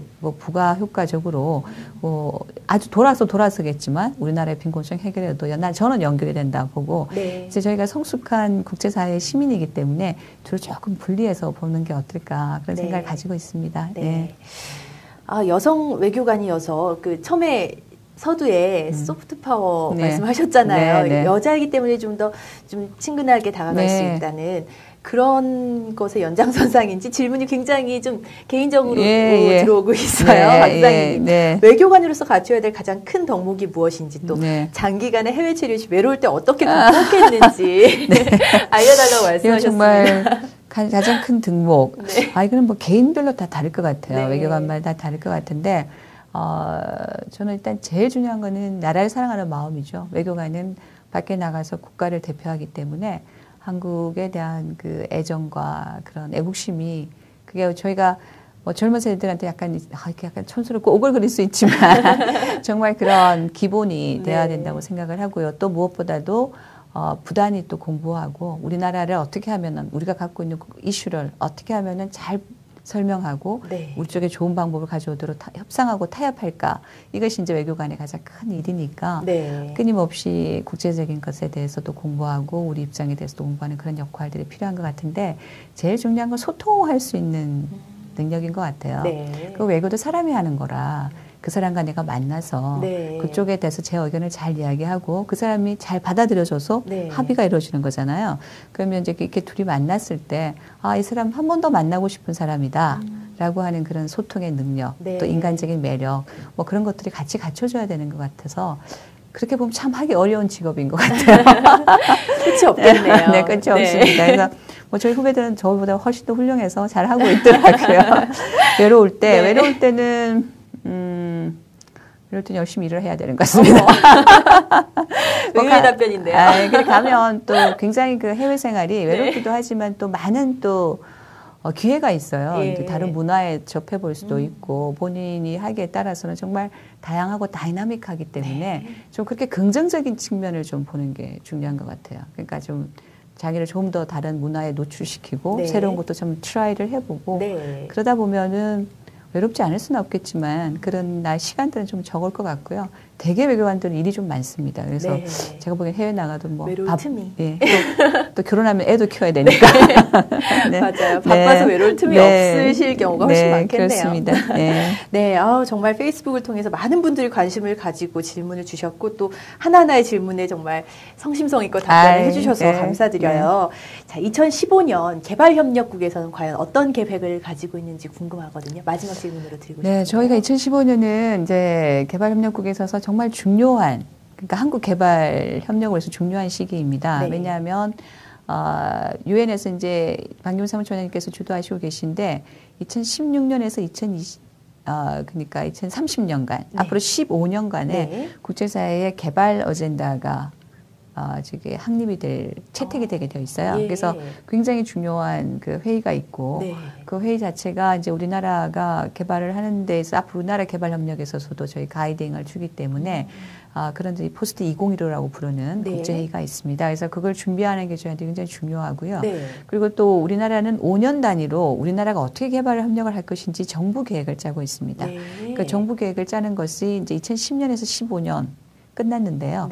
이제 16년, 20년 계획을 또 올해 또 저희가 좀 준비를 해야 되거든요. 그래서 국내외적으로 굉장히 많은 이슈가 있고 특히 최근에 저희가 인도적 지원, 아까 말씀드렸던 그 업무를 굉장히 저희가 지금 크게 가져가려고 노력하고 있어서 올해는 그 업무를 좀 더 활성화하고 또 다양한 저희가 여기 정책적인 시도를 해보는 좋은 그런 기회가 될 것 같습니다. 그래서 올해도 개발협력국은 굉장히 바쁜 한 해가 되지 않을까 생각하고 있습니다. 지난 5년을 장식하는 마지막 해이기도 하지만 다음 5년을 준비해야 되는 아주 바쁜 해가 되겠네요. 자, 그리고 마지막으로 인사 말씀 겸해서 개발협력 분야의 전문가를 꿈꾸는 우리 많은 청년들에게 조언을 해주신다면?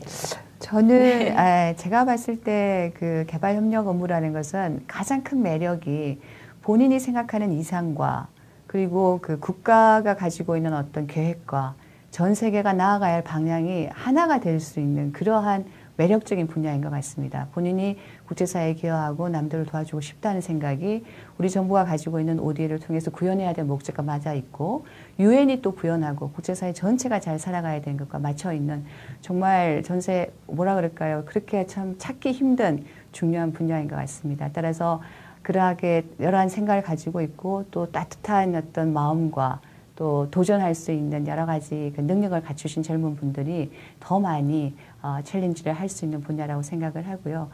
도전과 그런 이상을 가지고 이 분야에 열심히 들어오시면 좋을 것 같고요.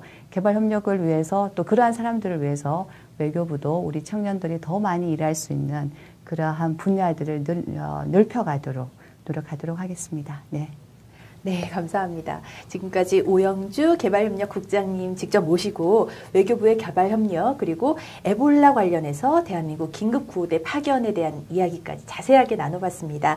긴 시간 아주 친절하게 답변해 주셔서 정말 감사드립니다. 네. 다음에 또 모시고 싶네요. 네, 감사합니다. 고맙습니다. 네. 네, 시청해주신 라이브 모파 시청자 여러분께도 진심으로 감사드리겠습니다. 2015년에도 다양한 프로그램 통해서 또 다시 인사드릴 것을 약속드립니다. 감사합니다.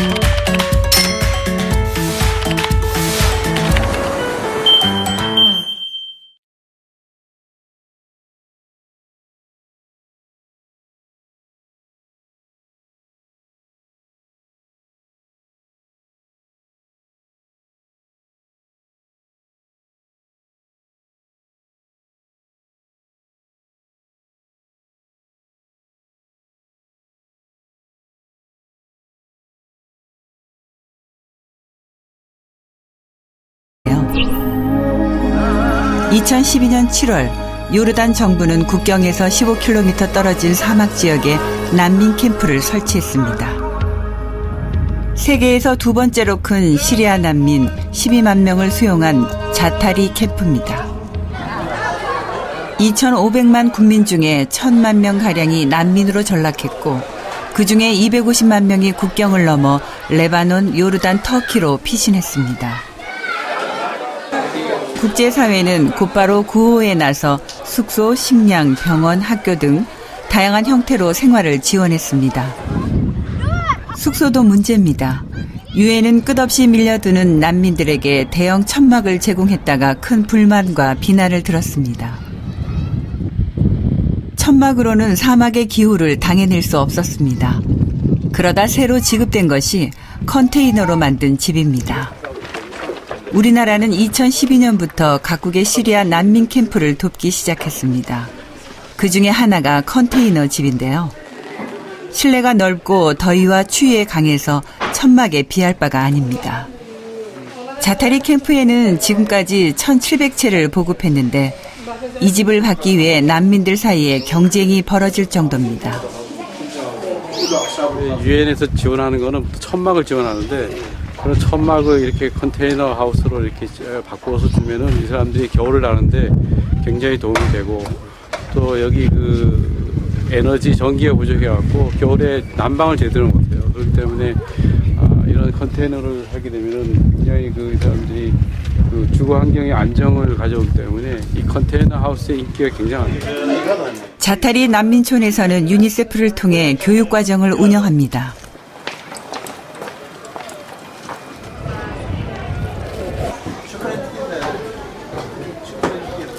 식량이나 집처럼 학교도 열악한 형편입니다.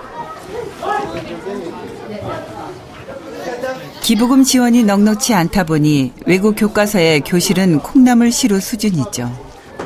아이들에게는 하루하루가 고역입니다. 오후 1시에 시작한 수업은 4시면 끝납니다. 초점 없는 눈빛으로 교실에 앉아있던 학생들은 이제 더 이상 할 일이 없습니다.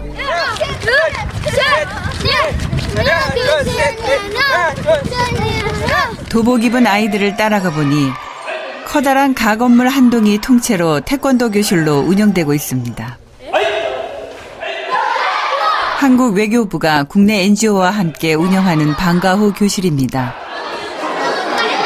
불만과 불안에 사로잡힌 부모들도 아이들 문제만큼은 한시름 놓죠.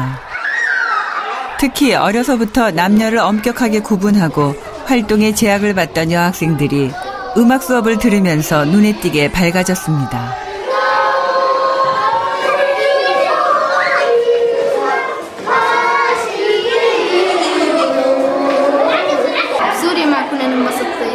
لما جينا لهنا انبسطنا كثير بحس الموسيقى يعني دائما انا بحب اسمع موسيقى يعني هوايتي يعني الموسيقى يعني بحب اسمع موسيقى. 이들이 방과후에 할 일이 없어갖고 자칫 그 비행 청소년으로 불릴 가능성이 많이 있었거든요. 이들한테 뭔가 할. 시청자 여러분 안녕하십니까? 진취적인 청의 기운 그리고 온화한 양의 기운이 한데 어우러지는 을미년 청량의 해 여러분께 인사드립니다. 새해에도 복 많이 받으시고요. 기원하시는 모든 일 잘 이루어내시길 소망하겠습니다. 자, 2015년 첫 라이브 모파인 만큼 과연 어떤 분을 모셔야 할까 저희들이 참 고민을 많이 했는데요. 그렇게 해서 모시게 된 분 바로 제 옆에 와 계십니다. 오영주 개발협력국장님이신데요. 인사드릴게요. 안녕하십니까? 안녕하십니까? 네, 라이브 모파 출연이 처음이시죠? 네, 그렇습니다. 네, 시청자 여러분께 인사와 함께 새해 인사까지 곁들여서 해주시면 좋을 것 같습니다. 안녕하십니까? 외교부 개발협력국장 오영주라고 합니다. 라이브 모파 첫 제가 게스트로 오게 돼서 정말 감사하게 생각하고요. 오늘 좋은 이야기 나눴으면 좋겠습니다. 네, 정말 미인이신데 말씀하시는 목소리도 정말 예쁘신 것 같아요. 감사합니다. 올해 외교관으로 근무하신 지 몇 년 차 되셨고 그동안 어떤 일들을 하셨나요? 제가 1988년, 그러니까 저희가 올림픽 할 때 외교부에 입부를 했기 때문에 26년 차. 오래됐네요. 네. 그리고 좀 여러 곳에서 근무를 했는데 어제 저희가 외교관으로서 근무하는 밖에 공간으로서는 UN 대표부, 요즘 오준 대사님 굉장히 유명하시잖아요. 예. 그 UN 대표부에서 근무를 했고, 그 다음에 또 후쿠오카 총영사관에서 저희가 일본에서 영사 업무를 좀 했었습니다. 그리고 중국 베이징에서 참사관으로 근무를 했었고요. 유엔 과장을 했었어요. 그래서 유엔 과장 할 때는 저희 반기문 사무총장님 선거 캠페인 이제 실무로서 일을 하는 중요한 일을 하셨네요. 좋은 경험을 가졌었습니다. 네. 아무래도 세계를 품고 살아가시는 분이 아닌가 싶어서 굉장히 부럽기도 한데 요즘에는 외교부 여성들이 참 많다고 들었지만 그렇죠. 국장님께서 입부하실 당시만 해도 많지 않았을 것 같거든요. 그렇습니다. 네네. 여성으로서 힘든 점도 물론 있었겠지만 지금 이 세상이 바뀐 만큼 여성 외교경 굉장히 많잖아요. 여성으로서 강점이 있다면 어떤 게 있을까요? 여성으로서 강점은 이제 외교관이라는 어떤 직업 업무의 특성상 굉장히 많은 교섭을 통해서 이렇게 합의를 도출해내는 일들을 해야 되는데 그게 상대방과의 합의 도출에 여성들이 조금 더 강점이 있지 않나. 남의 의견에 잘 기울이고 또 기본적으로 여성들은 이제 뭐라 그럴까요? 합의를 도출하면서 뭔가 조화롭게 가는 것들을 더 선호하는 기질들이 있는 것 같아요. 그래서 여성 외교관이라는 게 그런 또 점이 있다고 저는 생각이 되고 두 번째는 기본적으로 제가 외교부 들어왔을 때는 제가 여자 외교관을 4번째였는데요. 정말 역사를 써가고 계시군요. 근데 그때만 해도 여성에 대한 기대가 좀 낮았던 것 같아요.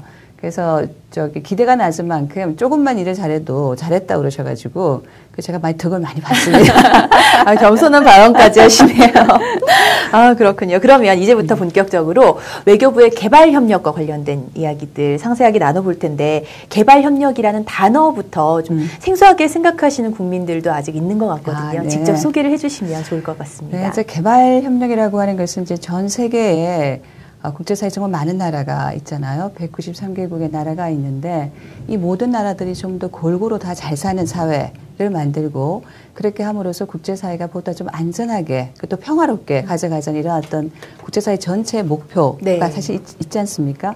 그런 목표 달성을 위해서 우리 국제사회 구성원들이 다 좀 못 사는 나라들, 좀 개도국 또 우리보다 좀 뒤처진 나라들을 위해서 어떻게 우리가 지원을 하고 그러한 지원을 통해서 국제사회가 좀 더 평화롭고 또 안전한 그런 사회를 만들어 나가자 하기 위한 노력이다 이렇게 보시면 될 것 같고요. 특히 이제 우리가 유엔에서 다루는 많은 이슈 중에 인권도 있고 안보도 있고 한데 그중에서 개발이라고 하는 개발 협력이라고 하는 부분이 평화의 부분과 함께 이 개발 협력을 통한 전체적인 지속 가능한 발전 이 두 개가 가장 중요한 국제사회 고울이 되겠습니다. 그래서 네. 개발 협력은 그런 업무이고요. 그리고 좀 더 쉽게 말씀을 드리자면 ODA라고 들어보셨죠? 네, 그럼요. 그렇죠. 그러니까 우리가 국민의 세금으로 하는 공적 네. 원조를 통해서 국제사회에 그런 원조를 받아야 하는 나라들에 대해서 지원하는 업무다. 이렇게 생각하시면 되겠습니다. 네. 네. 결국 좀 대의적인 네. 그런 명분을 가지고 활동하는 그런 네. 업무다 보니까 좀 일하시면서 뿌듯한 점도 많을 그렇습니다. 것 같은데 네, 네. 개발 협력과 관련된 일을 하신 지는 얼마나 되셨나요? 사실 저는 이제 개발협력국장은까지 30명 규모입니다. 총 30명. 네. 그러면 일정에 대해서 좀 설명해 주세요. 어떤 활동을 가서 하고 네. 언제 돌아오게 되는지. 네. 이미 이제 일지는 가 있고 일지는 10월 24일이면 돌아오게 되어 있습니다. 네. 그러니까 1월 24일이면 돌아오게 되어 있고 이지는 지금 영국에서 훈련을 받고 들어가게 되어 있고요. 네. 그렇게 되면 2진과 3진이 다 끝나는 시점은 3월 중순이 좀 될 것 같아요. 네. 4주간씩 활동하게 되어 있거든요. 그러니까 일주를 영국에서 훈련받고 네. 현장에 들어가서 한 5일 정도의 현지 적응 기간을 가지고 네. 4주 동안 오퍼레이션을 하고 아. 돌아와서 21일 동안 격리 관찰을 하게 되어 있습니다. 네. 그래서 이게 참여하신 분들은 예. 총 7주가 되게 되어 있고 저희가 봤을 때는 3진까지 보내기 때문에 네. 3월 21일 날 전반적으로 모든 것들이 끝나게 되어 있습니다. 네. 네. 그러면 일진과 이진의 활동 기간이 현지에서 한 일주일 정도는 그렇습니다. 오버랩이 되도록 네, 그렇게 예. 그렇게 만들었습니다. 네, 그렇군요. 네. 그리고 좀 깜짝 놀랐던 소식인데 얼마 전에 네. 우리 의료대원이 네. 구호 활동을 하다가 네. 손가락에 바늘이 스쳤다 그래서 네, 굉장히 네. 많은 국민들이 걱정을 했어요. 네, 네. 다행히 혈액 검사 결과 음성으로 3번이나 나와서 예, 너무 다행입니다. 그래서 네. 크게 문제 없이 해결되지 네. 않을까 생각하고 있습니다. 네, 정말 안심인데 네. 이런 현장에서 문제가 발생을 하면 어떤 과정을 거쳐서 대응을 하게 되나요?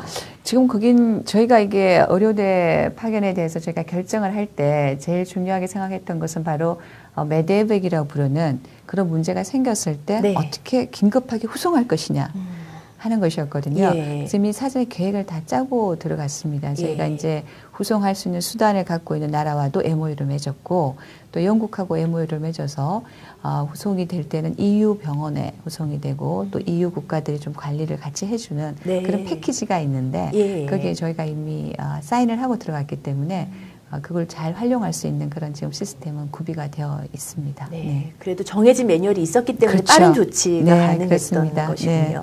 자, 혹시나 이 에볼라가 국내 유입될까봐 네, 많이 네. 걱정을 하시고 뭐 네. 퍼지는 나라 자체가 우리나라뿐만 아니라 없어야겠죠. 더 이상 이런 국내 유입에 대해서는 어떤 대응을 국가 차원에서 하고 있는지 여쭤보고 싶은데요. 그 부분은 사실 보건복지부가 하고 네. 있는 부분이고요. 보건복지부에서 굉장히 많은 대책들을 지금 세워두고 있고 그 감염이 이미 됐던 나라들, 예를 들어 시에라리온을 가셨다라고 네. 하면 들어오실 때 굉장히 엄격한 그래야겠죠. 절차를 이렇게 받게 돼 있고요. 네. 공항에서부터.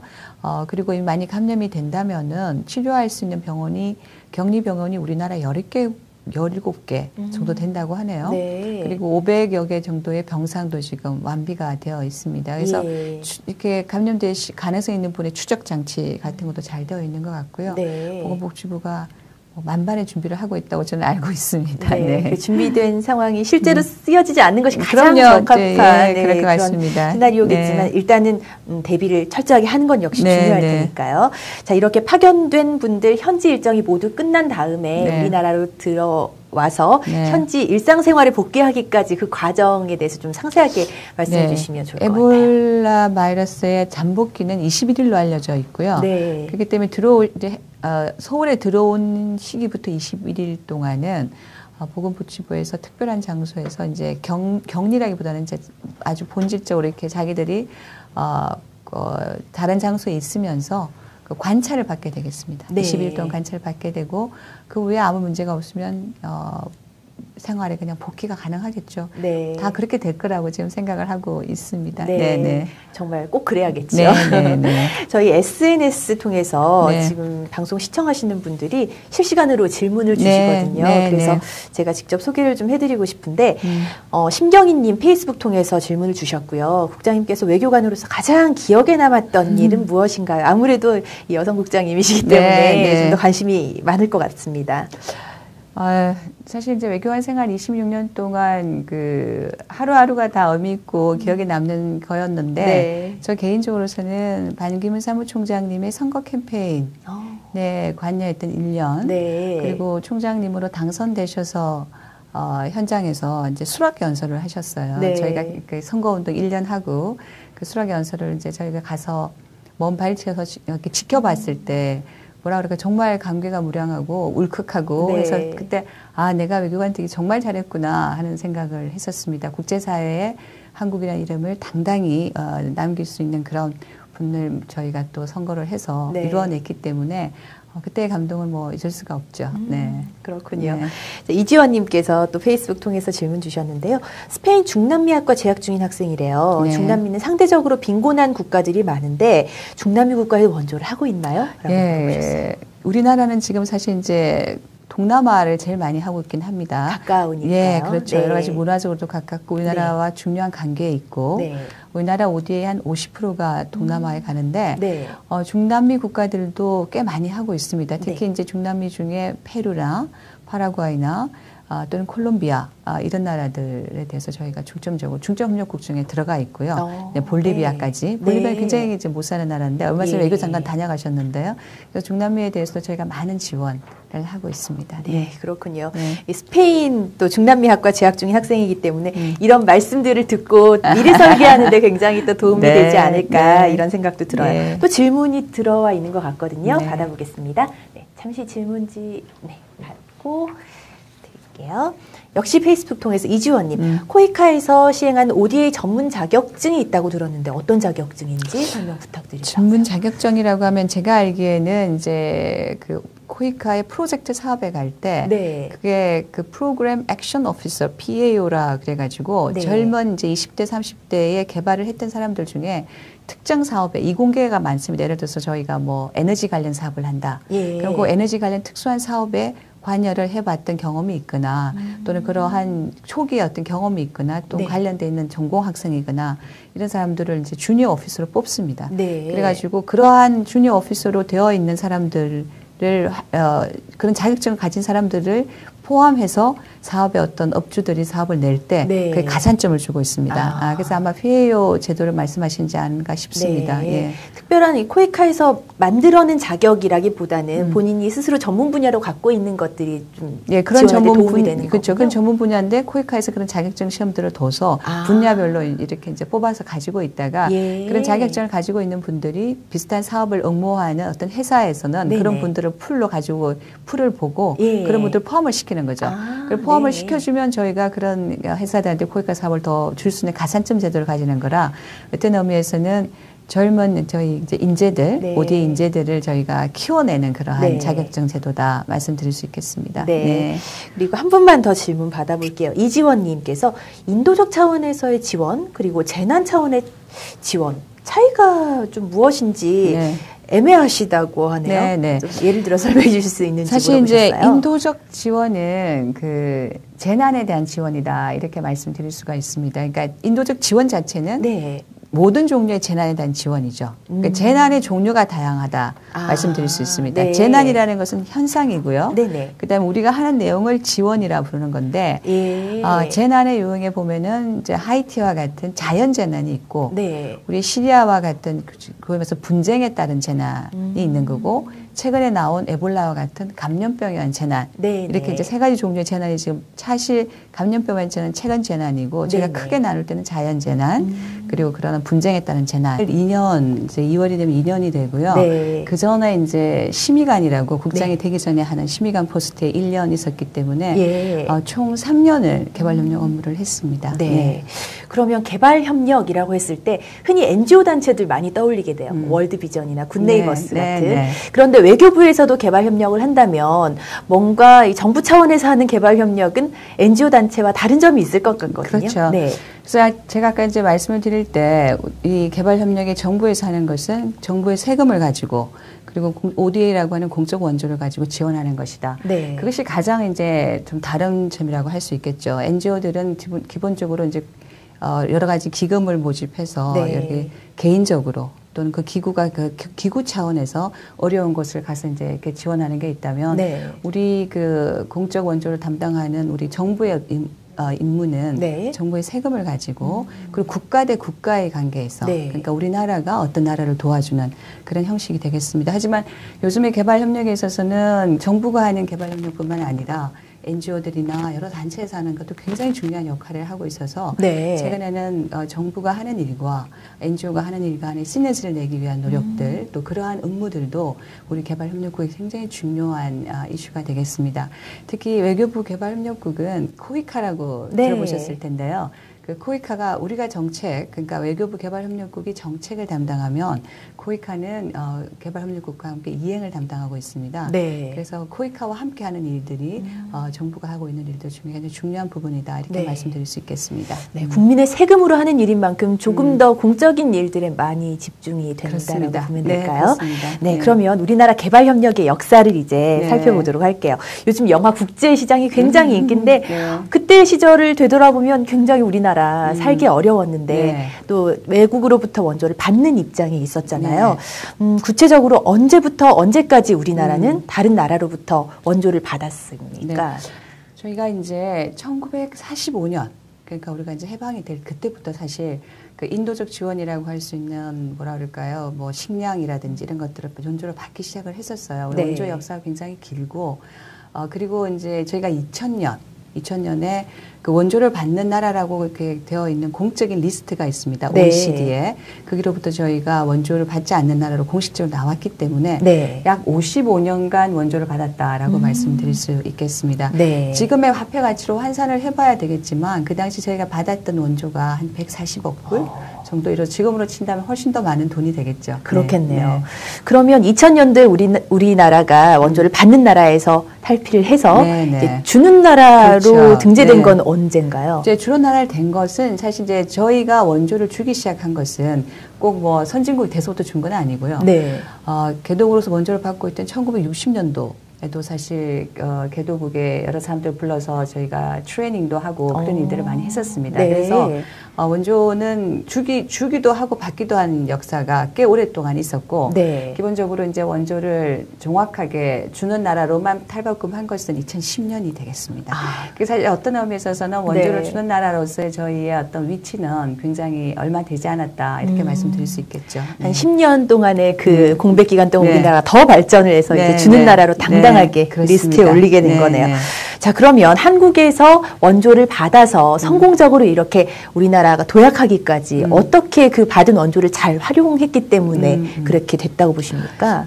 우리나라는 국제사회에서도 세계에서 가장 유일하게 채빈국이라고 하는 데서 선진국이 된 나라다라고 네. 되어 있어요. 유일하다. 좀 생각해보시 국제시장에도 나왔지만 사실 1945년이라고 하는 것이 얼마 되지 않은 사실 근대사에 있는 부분이고 네. 근데 그런 나라에서 이제 2010년까지 갈 때까지 왜 한국만이 그렇게 좀 유일하게 전 세계에서 원조를 통해서 성공한 나라냐 하는 의문들을 굉장히 많이 가지고 있습니다. 네. 근데 그 중에서 가장 중요한 것은 저희가 봤을 때는 국제사회부터 지원을 무엇보다도 가장 잘 활용을 했다라고 말씀드릴 수 있겠고요. 네. 우리가 필요로 하는 여러 가지 그 개발 사업, 우리가 꼭 이때는 지금 이 사업을 해야만 우리나라가 정상적으로 개발을 잘 할 수 있는, 발전할 수 있는 나라가 되겠다라고 하는 것에 대해서 완전 포커스를 했죠.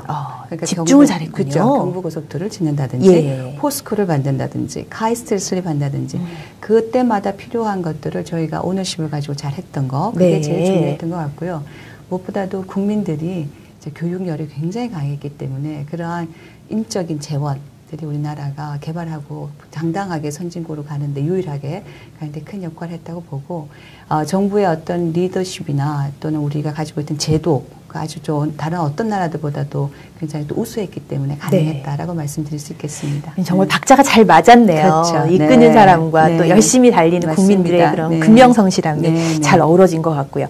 자, 그러면 우리가 예전에 그랬던 것처럼 이제 도움을 주고자 할 때 모든 나라에게 다 도움을 주면 좋겠지만 그럴 수가 없잖아요. 그렇죠. 현실적으로. 네, 네. 어떤 기준에 의해서 도움을 주는 나라를 선정을 네. 하게 되나요? 지금 우리가 ODA를 주는 나라로 바뀌었다라고 제가 말씀을 드렸지만 사실 그것은 그 규모는 굉장히 적다고 할 수 있습니다.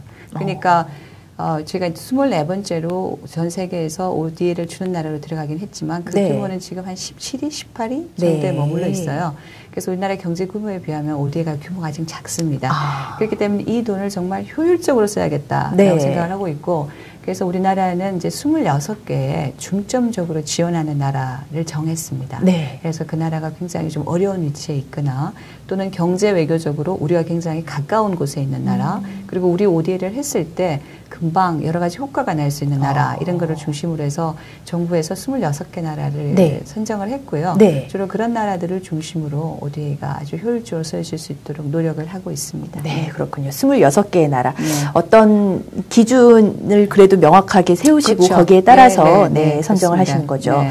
그러면 원조를 할 때 반드시 이런 건 지켜야 된다. 이런 원칙 같은 게 있나요? 네, 그래서 원조도 그 나라가 뭐 그냥 우리가 하고 싶은 대로 마음대로 할 수 있는 그런 건 아니고요. 네. 이게 아까 제가 처음에 말씀드렸을 때 유엔에서도 이 개발협력 업무가 평화와 관련된 안보리 업무만큼 중요한 업무로 되고 있다 한 네. 것처럼 국제사회가 그러한 논의를 하면서 이렇게 좋아야만 제대로 된 원조다라고 하는 규범을 이미 다 만들고 있습니다. 따라서 제대로 된 원조를 하기 위해서는 네. 그러한 규범을 지켜주는 것이 굉장히 중요하고요. 예. 그리고 그러한 규범을 지킴으로써 선진국으로서 여러 가지를 많이 뭐랄까 평가를 받을 수 있죠. 그래서 네. 되게 많은 규범들을 지키면서 하고 있습니다. 네. 그러면 전 세계적으로 어떤 원조를 하는 나라들의 모양이라고 할까요? 어떤 방법은 어느 정도 규범에 따라서 하는 거기 때문에 네, 네. 좀 비슷한 면도 있겠네요. 네, 꼭 비슷하다 하는 건 예. 없지만 각자가 잘할 수 있는 분야들을 많이 특화를 하는데 예. 우리나라 같은 경우에는 우리 개발 경험이라는 게 인적인 자원을 중심으로 되었었잖아요. 네. 그래서 저희가 교육이라든지 또는 농업 같은 데 굉장히 특화가 되어 있는 게 있으니까 네. 그러한 부분들을 저희가 사업화해서 우리의 개발 경험을 많이 전수하고 네. 그런 것들 잘 하고 있습니다. 네. 자, 이 분야의 뜻을 가지고 함께하고 싶어 하는 학생들이 굉장히 많고 또 청년들 역시 그렇게 관심이 많다고 들었거든요. 뭐 코이카의 해외 봉사단이나 인턴 같은 다양한 제도들이 있다고 하는데 이런 제도를 통해서 해외에 파견돼서 지금 실제로 좀 일하고 있는 인력들 얼마나 되나요? 굉장히 많습니다. 저희가 월스 프렌즈 코리아 라고 WFK라고 하는 브랜드로 네. 매년 4,000명의 봉사단을 파견을 하고 있죠. 네. 그러니까 이제 외교부 네. 이렇게 나누어 있고 대개 자연재난일 경우에는 긴급하게 뭐가 이루어져야 되기 때문에 그렇죠. 시간을 다투기 그렇죠. 때문에요. 긴급 구호 형식이 구호 형식이 들어가는 거고요. 네. 그렇지 않고 난민이나 이런 같은 경우에는 긴급하게도 이루어지지만 아주 지속적으로 그런 사람들을 저희가 돌봐야 되기 때문에 네. 그런 난민에 대한 지원 또는 그런 여러 가지 다양한 어떤 그 자연재난이 아닌 것에 대해서는 인도적 지원의 형식들이 긴급하지 않게 이루어지는 지원 형식으로 가서 되게 국제기구를 통해서 저희가 많이 지원을 합니다. 네. 뭐 들어보시겠지만 세계 식량기구라든지 또는 뭐 난민기구라든지 이런 데서는 그런 오피스를 따로 가지고 그렇게 재난이 일어난 지역에서 특별하게 활동을 하고 있거든요. 네. 근데 그런 곳에 저희가 이제 예산을 지원해서 필요한 예산 여러 가지 지원이 될 수 있도록 네. 최근에 저희 장관님께서 요르단에 네. 다녀오셨어요. 시리아의 난민 문제가 가장 큰 문제거든요. 거기에 보면 시리아의 난민 캠프가 있습니다. 자탈리안 네. 쪽에 그 캠프에 이제 사람들이 살아갈 수 있는 조그마한 간이 학교도 지어드리고 네. 또 뭐 태권도도 하게 드리고 뭐 이런 것들이 이제 인도적 지원의 뭐 분야 중에 하나다 보시면 네. 되겠습니다. 네. 네. 질문이 참 많이 들어와요. 네, 인기가 네. 많으신데요. 네, 네. 김유리님, 라이브 모파에서 여성국장님 처음 뵙는 것 같은데 외교부의 여성 외교관은 대략 몇 % 정도 되나요? 라고 물어보셨어요.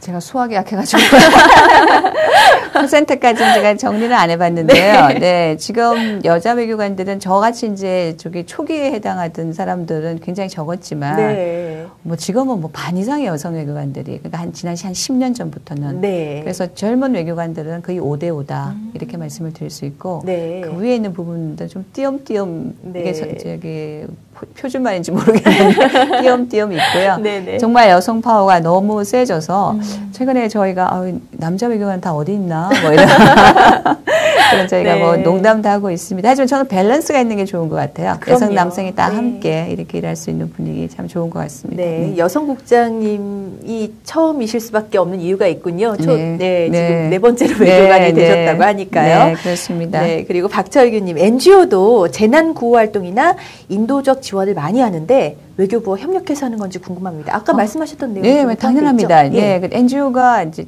여러 종류의 NGO가 있고요. 이렇게 재난 구호를 하는 NGO도 있고 개발 협력 사업을 하는 NGO들도 있는데 재난 구호하는 NGO들은 외교부하고 굉장히 많은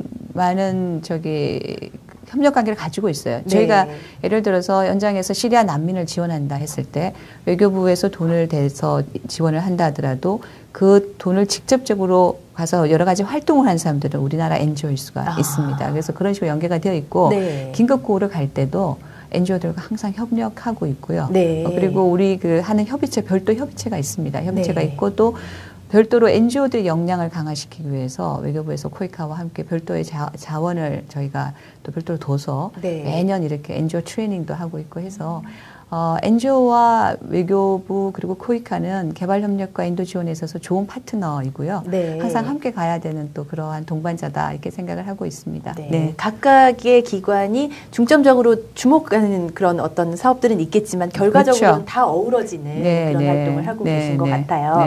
그리고 한누리님께서 외교관이라는 직업이 여성들이 도전할 만한 것인지 경험에 비춰 솔직한 답변 부탁드린다고요. 솔직한 답변이 아니라 외교관이라는 직업은 여성 남성을 이렇게 그러니까 생각하지 않고 봤을 때 굉장히 매력적이고 또 의미 있는 직업이다. 저는 개인적으로 그렇게 생각을 하고 있습니다. 특히 우리 같이 분단된 나라에서 통일을 지향하고 있고 또 국제사회에서 우리의 입지를 강화해야 되는 데 있어서 외교관처럼 중요한 역할을 할 수 없는 직업은 없다라고 하는 게 저의 확고한 생각이고요.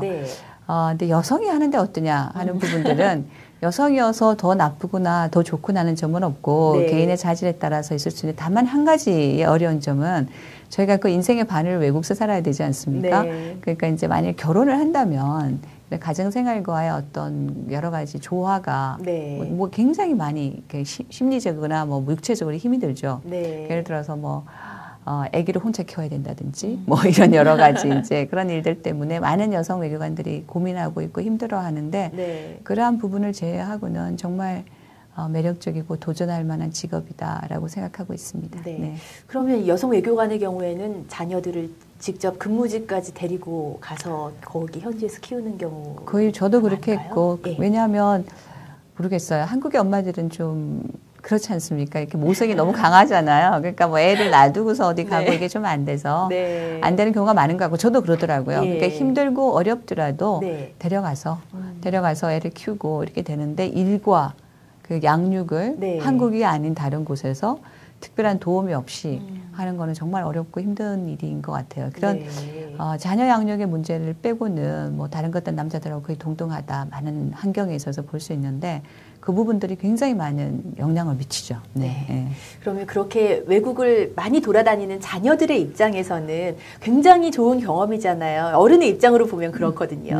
어린 시절에 언어의 면에 있어서도 훨씬 좀 많이 감각을 키울 수 있을 것 같고 그런데 적응하고 이런 것에도 큰 문제는 없는지요? 문제가 많을 수 있죠. 이게 좋은 기회이기도 하지만 또 도전이거든요. 그러니까 옆에서 이제 부모가 좀 많이 챙겨주고 이래야 되는데 또 다 바쁘잖아요. 그러니까 그래서 또 개인차가 있기는 하지만 다들 어려움을 겪으면서 또 잘 성장하는 것 같기는 한데요. 이게 매번 환경을 바꾸는 것이 쉬운 일은 아닌 것 같습니다. 어른한테도 힘든 일이니까. 맞습니다. 또 그래도 좀 적응 잘하는 아이들도 제 주변에서는 좀 본 것 같거든요. 훌륭한 자녀들도 꽤 많습니다. 한편으로 부럽기도 했습니다. 그리고 페이스북에서 최원영님, 우리가 원조해준 국가에서 우리나라 이미지가 더 좋아질 것으로 생각되는데 국내에는 이런 사례가 소개가 많이 되지 않는 것 같다고요. 어떻게 생각하시는지요? 라고 질문 주셨어요. 사실 이제 저희도 이제 홍보나 이런 것이 좀 더 되어야 된다 생각을 많이 하고 있는데요. 이게 어떻게 말씀을 드려야 될까요? 그러니까 이걸 원조를 해줬기 때문에 우리나라 이미지가 이렇게 좋아졌어라고 이렇게 딱 케이스를 금방 이렇게 연결해서 할 수 있는 것들이 사실 많지 않고 한류가 쭉 가서 우리의 나라에 대한 이미지를 이렇게 여러 오랜 기간 동안 해서 한국의 이미지를 빌드업 했지 않습니까? 그것과 마찬가지로 우리나라의 ODA에 있는 국제사회나 그런 나라들에 가서 정말 좋은 마음으로 함께 가는 동반자의 마음으로 그 나라의 개발을 지원해주는 한국의 좋은 모습 이런 것들이 사업이나 봉사단을 통해서 쌓여지고 있다고 저는 생각을 해요. 네. 그리고 우리가 또 너무 이걸 하나 주고 우리 어떻게 했고 받지 않을까 이런 생각들도 저는 좀 경계해야 되는 것 같습니다. 네. 이렇게 아주 묵묵히 조용히 정말 결과를 낼 수 있도록 노력을 하다 보면 그러한 것들이 우리나라의 외교의 기반이 되고 네. 또 우리 국민들이 어딜 가더라도 존경받을 수 있고 네. 그러한 것으로 될 수 있다고 생각하고요. ODA 사업은 조금 이렇게 긴 안목으로 보는 게 필요하다 이렇게 생각을 합니다. 네. 네, 네. 단순히 내가 하나를 줬기 때문에 당장 그럼요. 반응을 오기를 네. 기대하는 것 자체가 좀 네. 무리인 사업인 것 같기도 해요. 그렇죠. 저희가 이제 네. 아까 NGO 말씀하신 개인도 많이 도와주지 않습니까? 네, 네. 똑같다고 생각합니다. 우리 개인들이 어떤 이디오피아나 어디에 어린애를 한 명, 두 명 이렇게 사서 이렇게 지원하잖아요. 네. 3만 원씩 원씩 기부금을 내지 않습니까? 네. 근데 그걸 하시는 분들이 아 내가 기부금을 냈기 때문에 걔가 어떻게 됐다고 누가 막 알아주길 그러지 않고 그쵸. 그런 주는 진정한 것만으로도. 마음으로 하죠. 이제 그렇죠. 잘 주기를 바라고 걔가 잘 되기를 바라고 네. 그런 마음들을 가지고 이제 ODA를 하다 보면 나중에 그게 결국은 우리나라에 도움이 됩니다. 네. 그 한국의 어떤 위상, 한국이 정말 괜찮은 나라, 네. 또 존경받는 나라 이렇게 되는 것이 더욱더 국익에 네. 도움이 되지 않을까 그 생각. 후의 산하기관인 코이카의 업무 중에서 가장 중요한 업무 중에 하나라고 할 수 있고요. 네. 그 4,000명이 매년 나가서 근데 4,000명 중에 한 절반 가량 2,000명은 2년 단위로 봉사를 하고 있고 그 외에는 이제 소규모의 NGO 네. 봉사단도 함께 되어 있습니다. 그래서 20, 30대에 아주 생기발랄한 네. 우리 청년들이 여러 가지 국제사회의 어려움에 동참하면서 많은 경험들을 하고 있습니다. 네. 2년이 지난 후에 계속 일을 하고 싶으면 다시 지원을 해야 되는 건가요? 아니요, 이제 이후에 여러 사람들한테 저희가 네. 저기 기회를 기회를 네. 주기 위해서 2년으로 제한하고 있군요. 제한하고 있습니다. 그 외에도 ODA 청년 인턴이라는 제도를 또 새롭게 예. 저희가 도입을 했습니다. 네. 1년씩 보내는 건데 이제 재학자는 안 되고 네. 대학을 졸업하거나 또는 애정자인 사람들 중에서 네. 1년에 한 450명을 뽑아서 ODA 현장에 또 보내는 트레이닝 네. 프로그램을 별도로 저희가 가지고 있습니다. 네. 그럼 이런 제도에 참여를 하려면 뭐 홈페이지를 통해서 공고가 나는 건가요? 네, 그렇습니다. 월스 프랑스 코리아 같은 경우에 코이카 봉사단 같은 경우에는 연 10회 정도, 자주 뽑는군요. 그러니까 홈페이지 들어가시면 예. 아주 상세하게 좀 나와 있습니다. 코이카 홈페이지를 참조하시면 되고요. 네. ODA 청년 인턴은 1년에 2번 네. 뽑고 있는데 또 홈페이지를 통해서 공고를 잘 하고 있습니다. 네, 그렇군요. 자, 그리고 개발협력국에서 재난 구호 업무도 맡고 있다고 들었는데요. 지금까지 우리나라 어떤 구호 활동을 해왔나요? 재난구호는 이제 잘 기억을 잘 하시겠지만 하이티가 저희가 네. 구호대를 보낸 첫 업무라고 할 수 있고요. 그 다음에 쓰나미 때도 보냈고, 예. 그리고 최근에 일본 2013년, 네. 그리고 최근에 유명해진 에볼라 그 보건 인력까지 네. 4차례 재난구호를 저희가 보냈습니다. 구호대를 네. 한국 긴급구호대라고 부릅니다. 네. KDRT라고요. 네. 그 4차례 긴급구호대를 보낸 경험이 있고, 그 외에도 이제 국제사회의 그러한 그 재난의 유형들이 꼭 긴급 구호대가 아니라도 난민이 많이 발생한다든지 갑자기 홍수가 난다든지 해서 네. 여러 가지 재정적인 지원이 필요한 경우도 있거든요. 그래서 저희가 인도적 지원이라고 부릅니다. 네. 인도적 지원도 굉장히 요즘 열심히 하고 있습니다. 네, 점점 더 활동하는 무대가 굉장히 넓어지고 네, 있는 것 그렇습니다. 같네요. IT 같은 경우에는 그렇게 오래된 일은 아니잖아요. 그렇죠. 한 10년이 아직 안 됐으니까. 네, 네. 근데 그 이후로 계속 우리나라의 대한민국 긴급구대 네. 활동 활발해지고 네, 있다는 그렇습니다. 소식이군요. 네. 자, 그러면 이번 에볼라 위기 대응 보건 인력인 대한민국 긴급구호대 파견 역시 이 재난구호 업무 차원에서 파견이 된 거라고 보면 될까요? 그렇습니다. 네, 긴급 구호대 형식으로 네. 저희가 파견을 했습니다. 네, 조금 다른 것이 이번엔 질병이잖아요. 예전 네. 같은 경우에 정말 재난. 네, 그렇죠. 그랬는데. 이제 국제사회의 재난이 굉장히 다양화되고 있다라고 네. 말씀을 드릴 수 있겠습니다. 예를 들어서 이제 예전 같은 경우에는 지금 말씀하신 대로 홍수가 났다. 네. 천년 재난이 대부분 자연 재난이 대부분인데 예. 뭐 시리아의 난민 이슈나 뭐 이런 거 많이 들어보셨죠? 네. 이라크 이런 경우에는 그 나라에 분쟁이 일어나서 많은 난민이 생기고 고통받는 사람이 많이 생긴 거 네. 이런 것도 저희가 재난이라고 부르고 있고요. 그리고 이제 에볼라 같은 경우는 저는 감염병에 관한 재난은 사실 처음입니다. 예. 도와주러 가고 싶은 마음은 많으나 가서 또 본인도 감염이 돼서 생명을 잃을 수도 있는 그러한 아주 새로운 유형의 재난이었기 때문에 네. 초기에 국제사회의 어떤 협력이라고 그럴까요? 그러니까 조금 좀 지지부진했던 게 사실이었어요. 많은 사람들이 동참이 어려웠기 때문에. 네. 그래서 우리가 이런 걸 새로운 유형의 재난이라고 부르고 있고 또 앞으로 그런 새로운 유형의 재난이 더 많아질 수도 있습니다. 저희가 생각하지 못했던 재난이 또 생길 수 있는 거죠. 네. 그래서 이번에 저희가 에볼라에 대해서 긴급 구호대를 파견한 경험은 앞으로 한국이 그 재난의 부분에 있어서 큰 역할을 하는데 매우 소중한 경험이 될 것이다 이렇게 생각을 하고 있습니다. 네, 이 전염병이만큼 아무래도 좀 신중하게 준비를 해야 하는 부분이 네, 당연히 있었겠죠. 네. 그러면 지금 에볼라로 인한 피해 상황을 좀 알아보면 좋을 것 같은데 얼마나 많은 사람이 감염이 됐고 사망자 수는 네. 어느 정도로 추정하고 있나요? 잘 아시다시피 이제 약간 서아프리카 국가들에 이렇게 굉장히 많이 이제 집중이 되어 있는 그런 네. 형식인데요. 2만 명 정도 감염자가 있었고요. 네. 한 8천 명 정도가 이미 사망을 했습니다. 아유. 그중에 이제 우리가 파견이 되어 있는 시에라레온이 네. 한 1만 명 정도 규모라고 말씀을 드릴 수 있겠습니다. 네. 하지만 감염사수는 제일 많은데 네. 또 사망자 수는 상대적으로 적어서 지금까지 한 2,800명 정도가 사망한 걸로 집계가 되고 있습니다. 그렇군요. 네. 비율로는 사망자 수가 감염자에 네. 비해서 적은 네, 적은 편이다. 편입니다. 네, 그렇군요. 네. 그러면 현재 보건 인력을 파견하고 있는 국가, 우리나라를 제외하고도 또 많을 거 아니에요? 네, 몇 개 네. 국가가 얼마만큼의 인력을 파견하고 있나요? 저희가 이제 이게 국가 단위로는 한 10개 국가가 가 있다고 보시면 되고요. 네. 우리처럼 이제 국가 단위로 파견하자. 네. 시간단은 10개 정도고 그 외에 이제 NGO들 통해서 개별적으로 가 있는 의료 인력들이 굉장히 많습니다. 네.